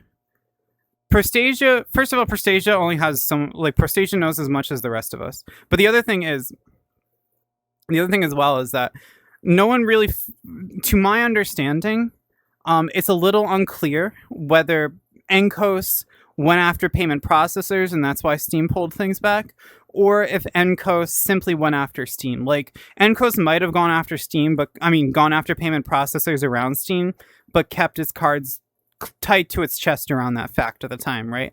I kind of think what did happen is NCOSE just simply pressured Steam at the time. NCOSE just simply pressured Steam at the time, and Steam initially was going to kind of like pull back. Although it's a little hard to say because we do see in this era that Steam is a little bit more likely to kind of throw payment processors and by extension NCOSE and friends through collective shout under the bus. But yeah, censorship has happened on Steam since this. So I do need to stress that even though 2018, excuse me, not 2017, 2018, even though 2018 was the kind of the opening of Steam to all sorts of adult content, the reality is they would see more and more censorship. I also think, like, still, because Steam was trying to figure out as it goes what kind of content it did allow on its store, this would often lead to some inconsistency around what kind of content would be allowed. I think the other and really important thing to note as well here is that Steam traditionally has not wanted lolicon material on its store. And so it was not uncommon for Steam to say, less is a lot more. What I mean by that is, you remember of Bokuten, when there was a adult scene that supposedly sneaked into the Game Depot files, but Manga Gamer and Steam and Valve had an argument. Manga Gamer was publishing Bokuten. Manga Gamer and Valve had an argument about whether the hidden, inaccessible sex scene was of an underage character or not. And Steam was like, yes, it is. And Manga Gamer was like, we highly resent this claim. We significantly resent this claim. So I think regardless, it's important to note that even though it's true that after all of this thing, Steam did start to open the door to more adult content, it did have from the jump a lot of content limits and also started to implement limits and boundaries. Time Asagi is a really good example where that game was set to go. The original games were set to be released on Steam and they pulled those games. That was another one that I covered back in the day. So understand that while we're talking about Steam as getting a W here, it was a very tricky W. And again, like, Steam had a lot of limits, and one of the big limits was this: they did not want to have lolicon or shotacon material on the Steam store pretty early on. Kiddo Homeland didn't have eroticism at all, even had an ESB, self-report. Never mind, there's some law in Australia because No Mercy didn't get a classification, then Steam had to go back. That, or it's because Valve wanted to comply to UK. I think, honestly, I think there's a very simple reason why Steam was so picky about lolicon content on the Steam store. I think they saw the writing, and I think they saw, like, which way the wind was blowing, and I'm pretty sure Valve had particularly concerns about lolicon content on the store. I don't really think, like, in that case it's a matter of payment processor censorship. I actually think in that case it was a matter of Steam deciding it did not want that material on the store. Because what you need to understand is that, like, that kind of material or anything that it thinks might be in the range of lolicon material is opening itself up to a lot of potential legal risks. And Valve has always seemed to take a lot less of it is the key goal with them. So I mention that because Prestasia obviously is taking a key interest in everything that happened with Steam, and NCOSE and etc. because their interest is as well is getting lolicon content on Steam, because Prestasia is an organization that believes in the normalization of that material because it believes that's beneficial, and that beneficial to helping individuals coping with pedophilia. And they also generally believe that, like, lolicon material and shotacon material isn't reinforcing and normalizing, like, child sexual abuse in real life. So that's why I mentioned that. But Nonetheless, it's important to note that all this was happening in 2017, and that NCOSE, or 2018, I'm sorry, and NCOSE would keep trying to get Steam to censor content.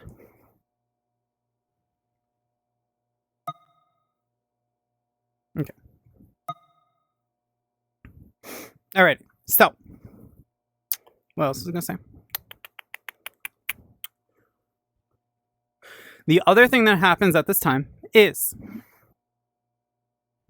and this is because 2018 has a lot going on, so bear with me. I think it's easy to forget when we talk about this how much was going on in 2018. But this was the year that kickstarted my interest in this coverage for a reason, and one of the big ones is the fact that this is the year that we get the Tumblr NSFW ban. So what was happening at this time? God, we're running out of room already. I'm gonna have to like move to another world or something. So what happens at this time is with the Tumblr NSFW ban, there were already rumblings of Tumblr starting increasingly to censor more and more and more and more content. What happened with the MindGeek and Backpage lawsuit? I was on Tumblr for a little while, so remember this. I will say, like, with the Backpage and MindGeek stuff, first it's been a little bit for me, so like I don't have as much of the expertise on that, but also I'm being a little bit limited about what I do talk about because of the simple fact that like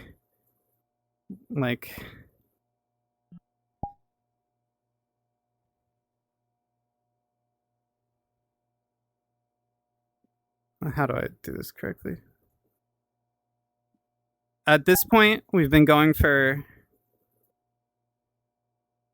2.5 hours, and we're not even like in the 2020s yet. There's so much. There's so much, chat. There's so fucking much. So I will not talk as much about like those lawsuits, especially because there's a lot that unfortunately happens after 2018 regarding literally payment processors censoring content. So I probably won't talk about that as much. Didn't that kick off over 10 years ago? And then was the front door and the erosions to 230. And then, of course, X's Cry. X's Cry we will talk about because I want to talk about Pornhub. But the lawsuits themselves, beyond generally mentioning Backpage, and then eventually we will talk about some of the issues with Traffic Junkie as well. But yeah, there's just way too much. Like, if I talk about all the different legal cases, some of which I'm not an expert on, we're just going to run out of time. Like, we're going to be here all night. Need to head to bed to work. All good. Good to have you, Daemonia. Anyway, so the Tumblr NSFW ban. Basically, what was happening in this time. First of all, I wrote a book about this. Did you know? Search up Tumblr porn Anna Bounds. You will not see what you think you'll see. You'll see a book. So anyway, at this time, basically what was happening with Tumblr was a lot of sex workers suddenly were losing their account. Like, I believe in around fall, summer 2018. There's a lot of different accounts that were getting pulled. Some were getting put back, but a lot of them were getting pulled suspiciously, and it didn't really seem to make sense. December 2018 rolls around, and Tumblr basically says, hey, we're going to stop NSFW content. This is where we get terms like the female presenting nipples, things like that. And so there's going to be a phasing out of NSFW content on Tumblr. Now, there's been a lot of discussion about why specifically this has happened. I will admit I'm not as up to date with further findings about what happened with Tumblr NSFW ban beyond when I wrote the book, which was kind of like in the late 2010s into the early 2020s. I've seen people talk about like this had to do with literally payment processors, but at the time, a key issue with the Tumblr NSFW ban was in fact concerns from Tumblr's at the time parent company Verizon around whether they could get advertisers next to a lot of the NSFW content on Tumblr. So this is again a situation where, although I don't really know if like payment processors had a lot of issues with what was going on here, I'm sure they did. This was particularly of key and important focus. No, so Yahoo actually like Tumblr was owned by Verizon at this point. What was the exact relationship between Yahoo and Verizon at this point? I believe Yahoo sold it to Verizon at this point. But Verizon did in fact own it, which also explains the more like the fact that NSFW content was just cut. Never knew Verizon owned Tumblr. Yes, that's correct. So anyway, what I have heard is that The real fear from Verizon was simply that they were not going to be able to monetize with ads next to all that NSFW content in the way they would like to. Now, payment processors might have also had a hand in this. They might have spoken out. Who knows? But this was, I think, the real key importance of the Tumblr NSFW ban, beyond simply being the fact that this. Remember how we talked about the 1980s? People were figuring out that Tumblr didn't exist in the 1980s. Remember how in the 1980s I was talking about how pornography was really understood as like something you could find a lot of on the internet, and the internet became known for pornography, and pornography became like this thing you could find on Usenet, eventually when Usenet arrives, and all these different places, and like it was kind of a little bit of a Wild West for porn. This is the beginning of the end of that. Because in a lot of ways, Tumblr was the last and final social media that, even though it was already falling apart by 2018, it was the last and final social media that felt like one of the old days. It felt a little bit less moderated. It felt like there was all these strange and niche communities and stores and things like that. Wasn't there also the App Store and Apple? I mean, yes. Like, there was also that factor too. There's also claims that there was child pornography on Tumblr that was unmoderated, and a lot of folks have said that as well. But Vox did do an interview where they talked specifically about this as well, to someone working at Tumblr at the time, and what Tumblr staffer basically said was that Verizon had issues with NSFW content. So there are definitely key issues as well with, say, iOS. There were key issues as well of, say, potential risks of child pornography on the site. It was known that Tumblr did have some issues with child pornography, but I think to argue that child pornography was the reason that the NSFW ban happened would miss a lot of the key business reasons why this would happen, which was, again, a uncaring corporate overlord not really caring about like something that made Tumblr so special in the early days, but rather they just simply wanted money. They wanted a return on that purchase. So this, though, is worth mentioning because regardless of what was the true reason that the trigger was pulled, this was a major radicalizing event. I think in a lot of specific ways, and I stress radicalizing event, I think in a lot of key and specific ways, the anger that people feel over payment processors, over the censorship of payment processors, things like that, or censorship from payment processors, a lot of that anger, animosity, and a lot of the reason why people are signing petitions right now, picking up the phone and calling Visa and MasterCard and PayPal and Stripe is because they remember what it was like 7 years ago to lose this. This was such a radicalizing moment for particularly millennials. So I think that cannot be stressed enough. So I'm like, where do I write next? So this is, I'm gonna like, hold on a second. I'm gonna run through the timeline by moving the camera really quickly around so y'all can see. Whoa, sorry. So this is, we're 7 years out to everything happening right now, but as you can see, a lot is happening, right? Like a lot has happened over the past, at this point, like 18 years. You need to lift the board to reveal the second board under. I wish it worked like that. But yeah, I mean, you can see already, I literally had to grow to like 6.5 feet tall or whatever to talk about just these couple of like first 2 decades. There is still a lot more to talk about. So I'm going to go to another world and we're going to keep talking. We're going to keep talking. And then we're going to keep talking some more or whatever. I don't know. Let's see. Which world do we want to go to talk to you, though? All right, chat. So we're about to start the next part of this saga. Come with me. Walk with me, chat. Walk with me. Talk with me. So I hope you like, I was gonna say I hope you like white, but I feel like that sounds weird. What? What? Why are you so close to me? Okay. I think I'm gonna do more like this. Yeah. Okay, that's good. Okay. I'm gonna just grab black. I think black is good. Are these the back rooms? I wish. Alrighty. My feet hurt. I've been standing. Oh god, I've been standing. Ugh. I've been standing so good, chat, though. It's exercise. I need it. I'm like a fucking shut-in. Okay. So, like I mentioned, 2018 is a key radicalizing moment for... Oh, let me move this down a little bit so you can see my belly. Yeah. You like my tummy? Is it a cute tummy? Do you like my tummy, chat? Don't you want to, like, poke it or whatever? Anyway. 2019. We see further escalation. Relatable. So true, Castell. So true, Breasty. I mean 2019. I like this world a lot, by the way, because it has, like, the ability to draw directly on the board. It's so cool. 2019 hits. I actually should just be in this world from now on. 2019 hits. And we get... Stay with me, guys. The Patreon... Oh, magnifique. My drawing is so good here now. Patreon. Hypno. Now remember, guys, it was just 3 years ago that Patreon was like, we love sex workers, and it sucks dog shit what you guys got to go through. And now they're like, actually, we lied. We lied, guys.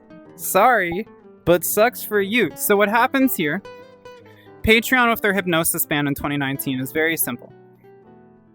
Patreon starts banning hypnosis counts. What we need a chest clock. That'll be so based, actually. It's very cute. Thank you. Basically what ends up happening here is very simple. Patreon starts banning a wide assortment of hypnosis accounts. People are wondering what the hell's going on. I at the time actually write an article about this because it's so obscene to me, it's so crazy, and there's a lot going on with it. Essentially what ends up happening is Patreon says we are banning content with hypnosis where we think there are elements of non-consent or coerced consent, which we consider a glorification of sexual violence. So that kind of content is starting to get shelved. Now, this is of particular note because with... just kidding, not for real, Patreon, probably, yeah, actually. This is of particular note because a lot of times what ends up happening with erotic hypnosis, very simply put, is... unfortunately, I'm going to turn off this music, by the way, because it's like, I don't know if it's like I can have it on YouTube or not. Unfortunately, what ends up happening with this Patreon hypnosis ban is very simple. What we see from this is something that we see with a lot of other adult sites. Erotic hypnosis content is one of those forms of content that payment processors, they just really hate it. They absolutely despise it. They want it gone consistently. So this is kind of like a very telltale sign. The same that we had like those telltale signs of, say, like those bans on like incest and things like that in the past. This is a very telltale sign that payment processors are in fact the ones mucking with their hands around with Patreon. Coming in and saying, you need to change this, you need to change that. You need to change this, you need to change that. Now, this follows as well with what we saw in 2017, right? Where there was those Patreon starting to clamp down on adult content and sex workers. And very simply what Patreon said was that payment processors were the ones that were making those decisions. They were the ones that were coming in and saying, no, no, no, no, no, no, no. No, no, no, no, no, no, no. They were the ones that were coming in and saying, we can't have this content on this site anymore. So this is very obviously read very quickly as the doings of the terrible, awful, no good, very bad payment processors. We have, after that, another major escalation. Did you have...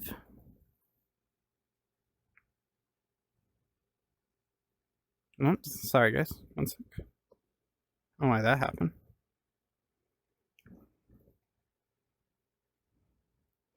PayPal drops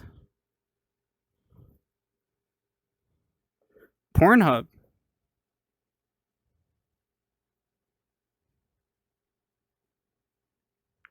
So remember how I mentioned earlier, right? That even though PayPal originally back in the day in the 2000s was like, if you want to buy porn, fuck you. Well, actually, PayPal was working with Pornhub for a little bit. And then not anymore. PayPal was like, actually, we're good. No more work together, Pornhub. So by 2019, we're see PayPal pull out of Pornhub, which obviously provides additional fears, right? Like it's becoming apparent that the censorship of online content is growing. Now, at this point, this is when I'm staying on topic coverage. This is when I'm covering things. I covered literally this, right? And this to me is also a pretty scary sign. At this time, I actually, before this was happening, I was very Pornhub critical. I felt that Pornhub was kind of a shit company. I felt like they took advantage of sex workers and a lot of pirated content on Pornhub. And at this point, it's starting to become clear to me that payment processors are coming for Pornhub, and that this is going to become a serious issue, which when we hit 2020, it will. So now that 2019 is done, let us move on to 2020, where more crazy, dumb, fucked up shit is about to occur. So,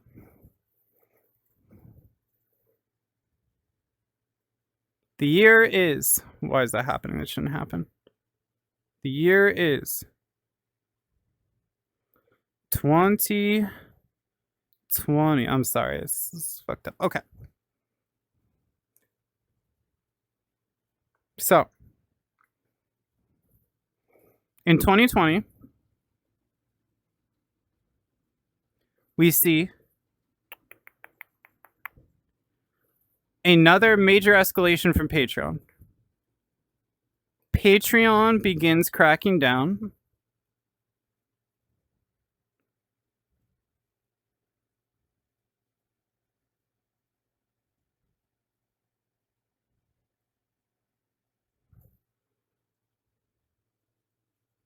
on hentai, and the other big thing is some furry content. So what we see in this period is essentially a couple things are going on. A couple things are going on in this period at this point. So, with this crackdown on furry content and anime content, it's a little complicated. Basically, what's happening in 2020 is Patreon is having its trust and safety team. The trust and safety team is kind of like for the dogs at this point. Like it's coming in and it's just very arbitrarily coming in and starting to give particular attention to some content creators, but not necessarily all of them. There's some anime porn artists, hentai artists that are being hit. Basically, Patreon saying, hey, this character looks a little underage. This character looks like it could be under 18. You need to be paying attention to all these crazy stylistic concerns in order to be aware of like necessarily whether content is going to be considered under 18 or not. I wrote about this at the time. I wrote about both of these, both like the furry and anime parts, anime like kind of clamping down. And one thing that I really stressed at this time was very simply put, when it came, hi Beer, good to have you. When it came to this, a lot of the goals and guidelines that Patreon had about whether content needed to be censored or not, whether hentai content needed to be censored or not, was very, very, very racist. Basically, what you need to remember and understand with anime content is, again, a lot of anime content is not operating off American beauty values. Now, there are, beauty standards. There are parts of anime and of manga and hentai that is inspired by American culture. The big booby breasted woman, like, well, not me, but could have been me, is absolutely, is something that was inspired by American pornography, right? But a lot about anime as well is operating off Japanese beauty standards, right? And so a lot of the tropes and conceptions of beauty in anime that we have, while there are absolutely international elements to it, like, the interest in, American pornography having big-breasted women, and therefore that kind of became a trope in anime of like the beautiful big-breasted woman.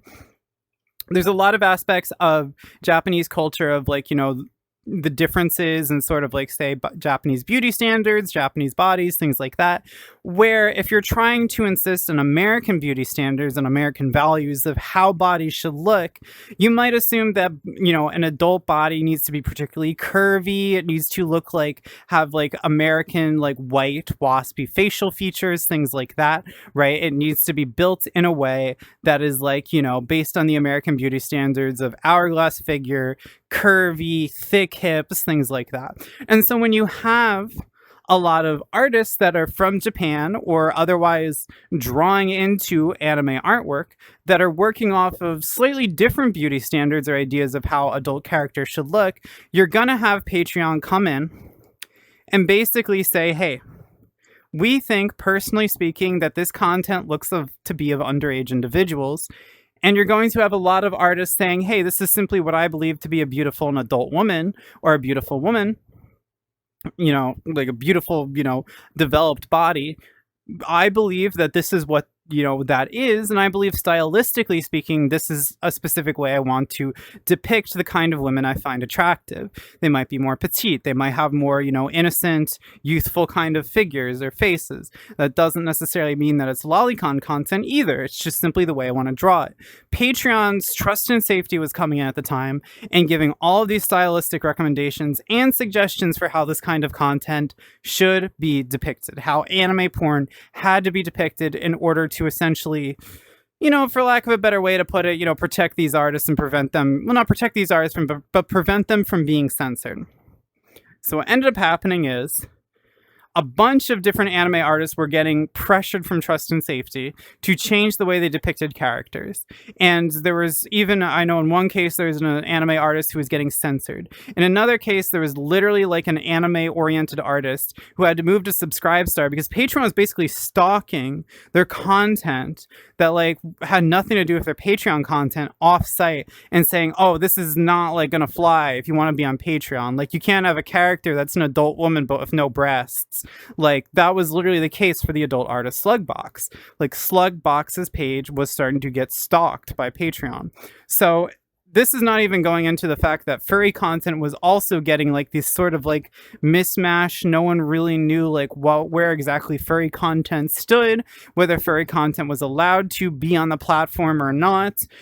There was the censorship of some furry adult content creators. It was a very messy, difficult, and most importantly to stressful time because there was, as I kind of mentioned in my own reporting, this sort of like lack of clarity about what was and wasn't really allowed on Patreon at this point in time.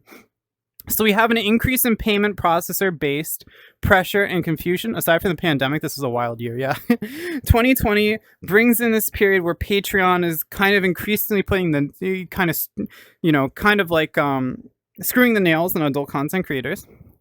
And if that wasn't enough, this is now officially the era where we get, what's that? None other than everyone's favorite fucking thing, Trafficking Hub. Trafficking Hub was a campaign by an organization named Exodus Cry. Exodus Cry's goal was essentially to deplatform Pornhub. Trafficking Hub was able to get favor from Nick Kristof, a New York Times columnist, who also used to criticize Backpage a lot. They were able to get favor from Nick Kristof and significantly boost the idea that Pornhub needed to go. And one thing that ended up happening with this Trafficking Hub campaign is the insistence that there was a lot of child sexual abuse material and human trafficking-oriented things on Pornhub. This resulted in MasterCard and Visa both pulling out of Pornhub completely. By the end of 2020, that happened. And Pornhub was forced to make significant changes to its policies on the site in order to kind of basically stop people from going insane over Pornhub. Now, did Pornhub have a lot of problems, as I alluded to earlier? Yes, it did. There were a lot of problems with Pornhub that existed. However, the thing with Trafficking Hub is there were a lot of half-truths and lies about it. First of all, generally speaking, a lot of adult content, while there are cases like Girls Do Porn, which I didn't even discuss, but Girls Do Porn is the case of like manipulative, exploitative work conditions around porn, where like women are being exploited to do porn with like coerced consent. But a lot of pornography is done with, documentation of full consent, especially after everything that we've discussed during the 2000s and 2010s. The other thing is that sites like Pornhub and a lot of porn sites in general, they do tend to do, even though there has been cases and conversations about like child sexual abuse material reaching these sites, they do tend to do a very good job of monitoring and preventing child sexual abuse material from hitting those sites. Why? Because Pornhub and OnlyFans and every other site knows that this, like, if there's child sexual abuse material that enters that site, they know it's such a clusterfuck for financial, institutional, financial discrimination, for press blowups, for just generally speaking, people leaving the platform, for getting shut down by the government. So NSFW sites, especially because of all the pressure being put on them, are very good at preventing this material from hitting the site. Now, Pornhub has had a lot of issues before Trafficking Hub with things like, content of people without their permission hitting the site and it being very difficult to pull that content from the site. There was a certain level to which perhaps, yes, Pornhub did need to clean up its act a little bit. But a lot of what we saw of Trafficking Hub was basically the financial discrimination of Pornhub, to the point where MasterCard and Visa pulled out of it. Now, the rest of this, I'm going to admit, my trackers are dying. And I just really need to lay down because my feet hurt. I've been standing straight for like 3 hours. So I'm probably going to lay down to talk about the rest of this. All right. Let's continue talking about the timeline, shall we? I really want to write this out, but I think it can still be discussed without it being written out. And I think also this is probably one of the more important parts. A lot of what we're going to discuss you guys already know, but this is the lead up that we're going to talk about now. I'm doing good. Vacay was sorely needed. Aww. I can't wait to hear more about it. I really can't. Also, Homer, would you be able to do me a favor? And for this section of the stream, would you be able to just add a little bit of text for the years that I talk about? Like when I say like 2021, and then like it just says 2021 on the screen, and then it's like 2022. That would make it so much easier for this next part. Thank you. When will VR chat allow you to point fingers when big and right in a city dirt? You can actually already do that. You can get assets for that, which is pretty cool. All right, so let's keep going. So I talked a little bit about Trafficking Hub and how MasterCard and Visa pulled out of Pornhub, right? So 2021 hits, and MasterCard, probably because of Trafficking Hub, decided to tighten its adult content guidelines. MasterCard basically said, hey, look, we're going to demand that, like, if we work with you, your adult content needs to have clear and obvious signs of consent.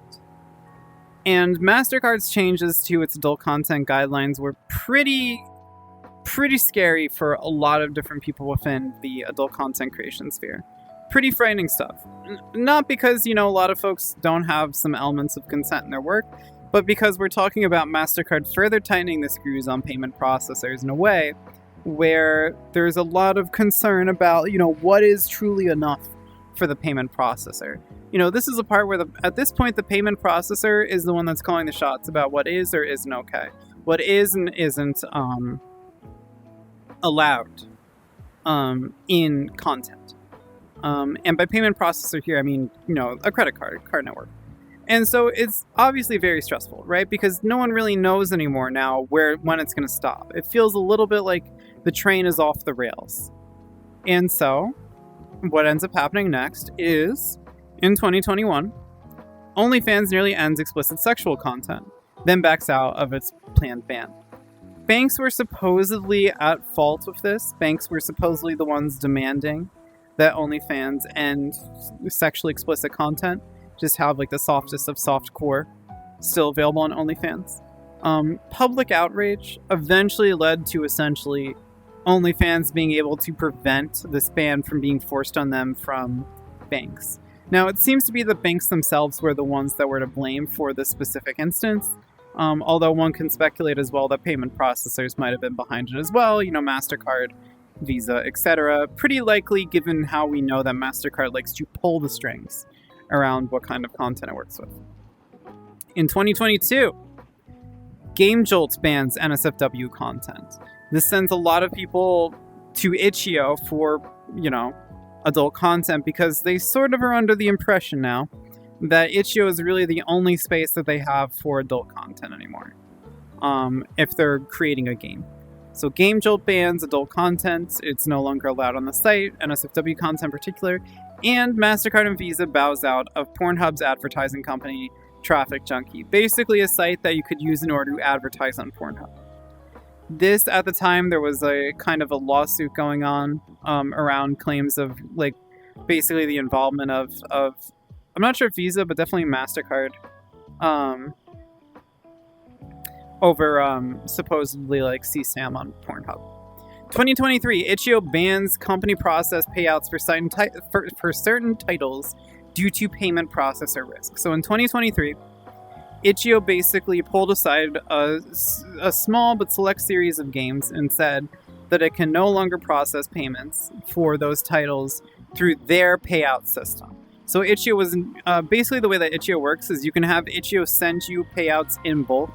Itch will process those payouts and then send it out to you. It's very convenient.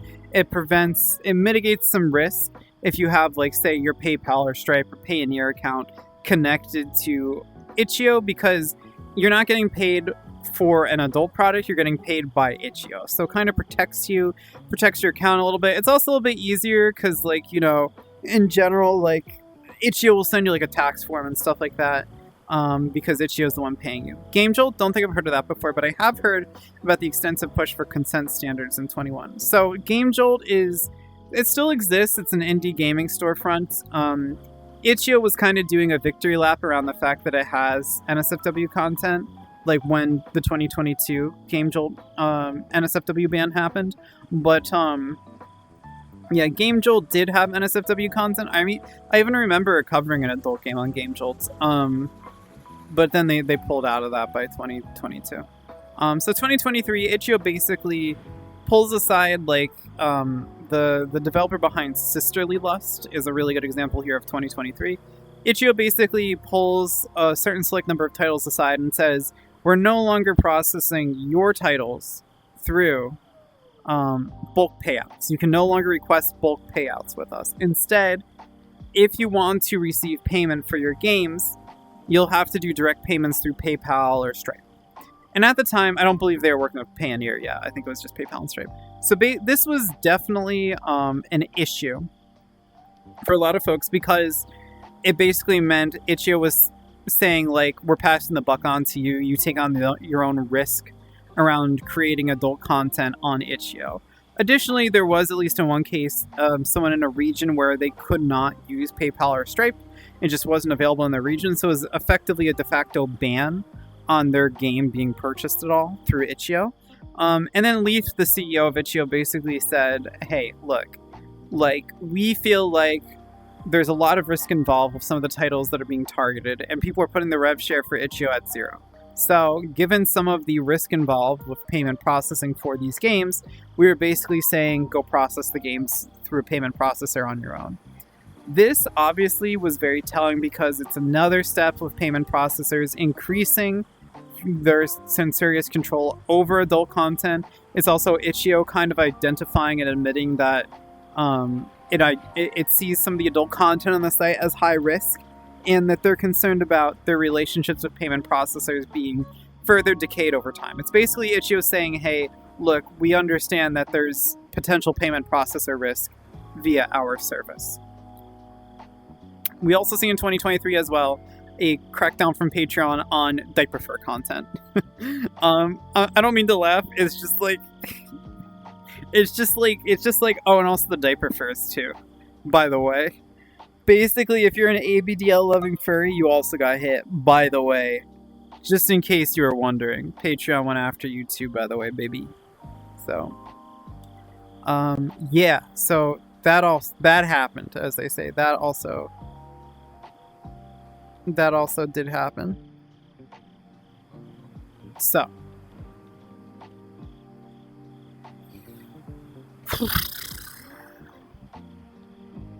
we're on the home stretch.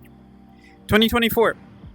Patreon changes its guidelines. I have a whole video on this, but Patreon basically kind of codified a lot of its things about adult content and sexual violence. They also briefly had a feederism ban. We also see in 2024 Gumroad's NSFW ban. Gumroad basically admits that, hey, we got payment processors pressured us to change our policies. DL Site, Pixiv, Cuddly Octopus, all hit with payment processor censorship. I have a video about this that is available on RPlay that you can see. It's like an unlisted video. But DL Site, Pixiv, Cuddly Octopus, all pressured by payment processors to censor. Then, as well in 2024, supposedly, according to the anonymous source I talked to, so Cuddly Octopus got hit because, specifically for their lolicon content. If they had, with Cuddly Octopus, they had to pull a number of their Dakimakuras because they were supposedly lolicon, Dakis. Cuddly Octopus's policy is that everyone they put on the site was over 18, like all the characters. But payment processors had concerns about some of the lolly Dakis. So that for Cuddly Octopus, I actually mentioned this specifically at the time. Like, I basically said, like, regardless of how you feel about lolicon, like, this is obviously not good, right? So this is obviously a pattern that payment processors are continuing to be censorious. So 2024 is a very significant further escalation from payment processors. One of the big takeaways at that time was they were coming for DL Site, they were coming for Pixiv. This was especially like payment processors and card networks coming in, talking to Japanese retailers. Yeah, no, I had certain options before, but it really is a matter of one goes down, we lose it all. Yeah, opinions before. I definitely feel the same way. I mean, like, look, I'm the one that wrote the Vialore article, right? Like, I obviously had some criticisms of Vialore at the time, but I'm really starting to feel like it's one thing to have an opinion about that content, like, that's fine, like, everyone's entitled to it, but they use lolicon content to really push some of these policies, as we have seen, through this discussion I've been doing today. And the censorship of Dakis on Cuddly Octopus was a further escalation, and was an escalation that was there was not as much fanfare about, save for folks in the VTubing community, I think, really, because there was a feeling that Cuddly Octopus, they came for the lolly Dakis, and I didn't complain because I don't like lollies, it kind of was the vibe. And then also, supposedly in 2024, Patreon's trust and safety seems to have been outsourced, and which led to a more censorious policies from Patreon.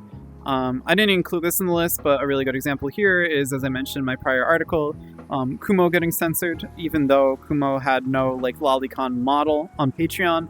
The offsite use of their model was enough for them to for her to get completely yeeted off of Patreon, which is pretty detrimental to her. All right, we're at the tail end, guys, and then I'll host a very brief discussion, because we've been going for 3 hours now, and I do want to play Deadlock. I'm not gonna lie, I want to play Deadlock. But Jesus fuck, it's been almost 3.5 hours. 2025.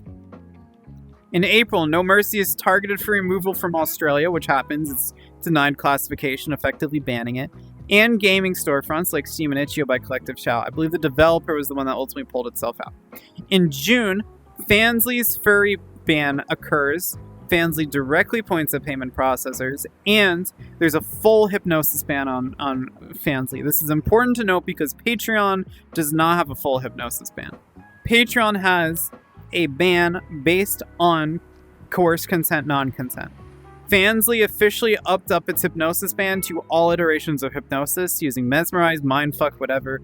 I believe it was just like a hypnosis on the tin kind of ban with Fansly, but all hypnosis content banned from Fansly, regardless of mesmerize, mindfuck, whatever. Ube was actually fiending for it on holiday. She got it bad. Oh my god, we were talking about it. Deadlock is so addicting. You should play Deadlock with us, Cuppy. I literally have a Deadlock addiction, unironically. Low-key. I actually got it more under control now. I was bad earlier. I'm really bad. I don't care. Feed, baby, feed. You know I got that feederism kink. Early July, PayPal notified Valve that they're acquiring bank for payment transactions certain currencies, was immediately terminating the processing of any transactions related to Steam with regards to all currencies save for the euro, the Canadian dollar, the pound sterling, the yen, the Austria bucks, Australian dollars, and US dollars. So PayPal effectively pulling out of Steam across the world, save for a few key countries that are either superpowers or quasi-superpowers. Like, their superpowers are very powerful countries in some shape or form. Most of which, but save for Japan, part of the West. I mentioned this in early July because a lot of people believe the censorship of Steam started in mid-July with the announcement of the new Steamworks policies. But it seems to me that what essentially happened was likely payment processors started knocking on Steam's door in early July. So in mid-July, Steam officially changed its Steamworks policy, pointing to payment processors, credit card networks, and also said internet service providers as well, which I thought was interesting, around certain kinds of adult content. There was obviously a series of games removed from Steam due to the payment processor censorship. Then itch.io deplatformed. itch.io was forced about a week later after that initial case of payment processor guideline changes and NSFW games removed from Steam. itch.io also felt pressure from payment processors, directly citing Collective Shout, the Australian anti-porn organization, as the source, and began its NSFW de-indexing. One thing that's actually not on this list that I have that I forgot to mention, but the final piece of note, I think, for all of this, because I'm not going to mention the Texas SB20, because that would be a whole entire can of worms to also get into. The final change that we have seen as well, beyond the itch.io NSFW de-indexing, is Steam sunsetting early access for adult titles. So that is everything. We went from a pretty, I would say, payment processors and credit cards kind of wagging the finger at porn, being like, be careful, don't be too sussy, to this. You would like that one. I would, Cubby. Come on, come to mommy. You can see it though. With these payment processors, right? Like, you guys can really see it. Like, Operation Choke Point was implemented in 2013, and it was like hit the ground running. Everything changed. Suddenly, like, all these payment processors, there was issues here and there, PayPal censoring here and stuff like that. But it's like Operation Choke Point was just so much fuel on the fire. So much fucking fuel on the fire. Like, it's insane to even think about. So yeah, that's kind of what happened. And that's how we got to today.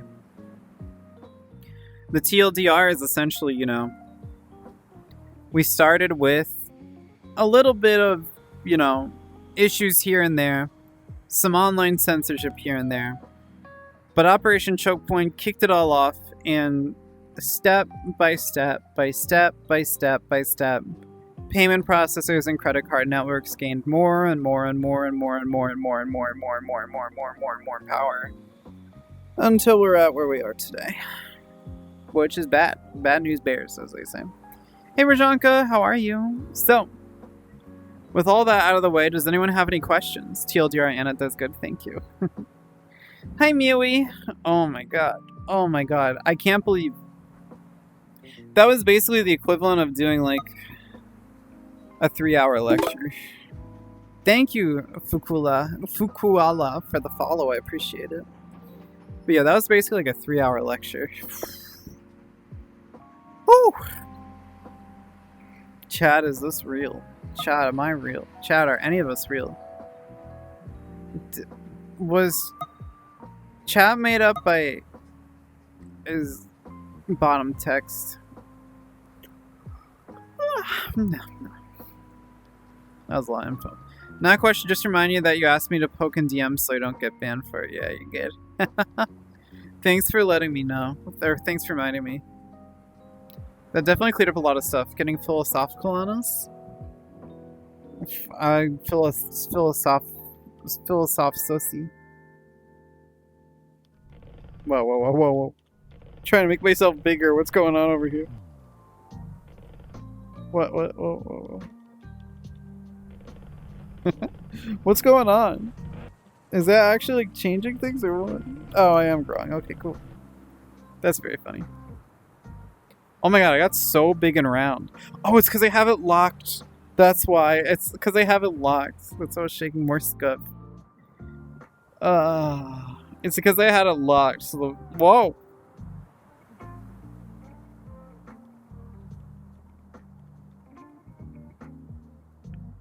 Wait, I can fix this. Whoa. I got big, chat. I got huge.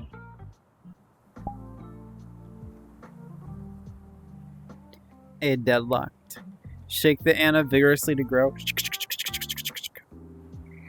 So yeah, that's really it. I mean, there's a lot more. There's a lot more to theoretically talk about. What? Did I? Oh my god. How did I turn it off? Why is there so much scuff this stream? I'm gonna crash out. But yeah, I mean, bottom text, you know? You ever think about that? Bottom text? What about top text? You're alright. Thank you. I'm glad. Easily edit around if necessary, true. But yeah,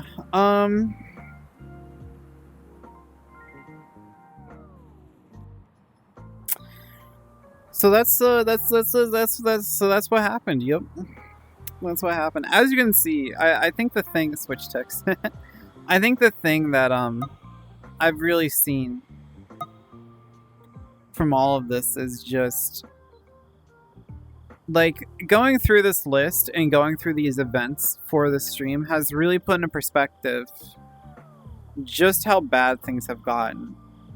Like, by the time I hit the end of that list and I was going through all the changes and all the censorship of payment processors, like, I think, like, in the moment, and because I started my coverage on this issue in 2018, like, I feel a little bit, like, desensitized in some ways.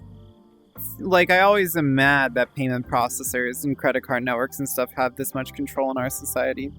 But I always, like, I would feel like,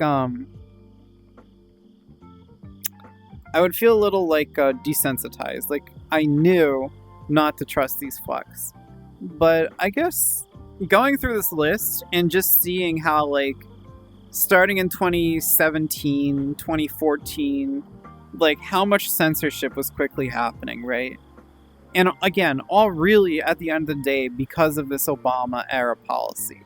Like so much of the payment processor censorship clearly has to do with the Obama administration. Whether it's WikiLeaks or whether it's the like just kind of like PayPal and stuff being more like censorious, most likely because of the Department of Justice like really knocking on their door around this kind of content and saying you need to like start like cleaning up like who you do business with. It's just it's crazy to me. Like it's crazy to me that this is that how quickly we have lost so much on the internet. Like reading through these guys, like reading through these events, reading through this timeline has really put it into perspective for me in a way that I didn't fully process.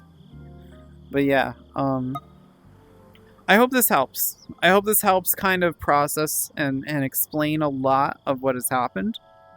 I hope it puts some stuff into perspective. I'll keep this VOD up. Like this VOD also go up live like on Twitch. And, yeah. Anyone have any questions, chat? The next XED stream I do will be a little bit more standard. This is more of a lecture because there was so much to get through. I also am going to try to unveil... Ooh, there's a plane. There's a plane. Where's the plane? Ooh, look at that. I could have smashed that thing.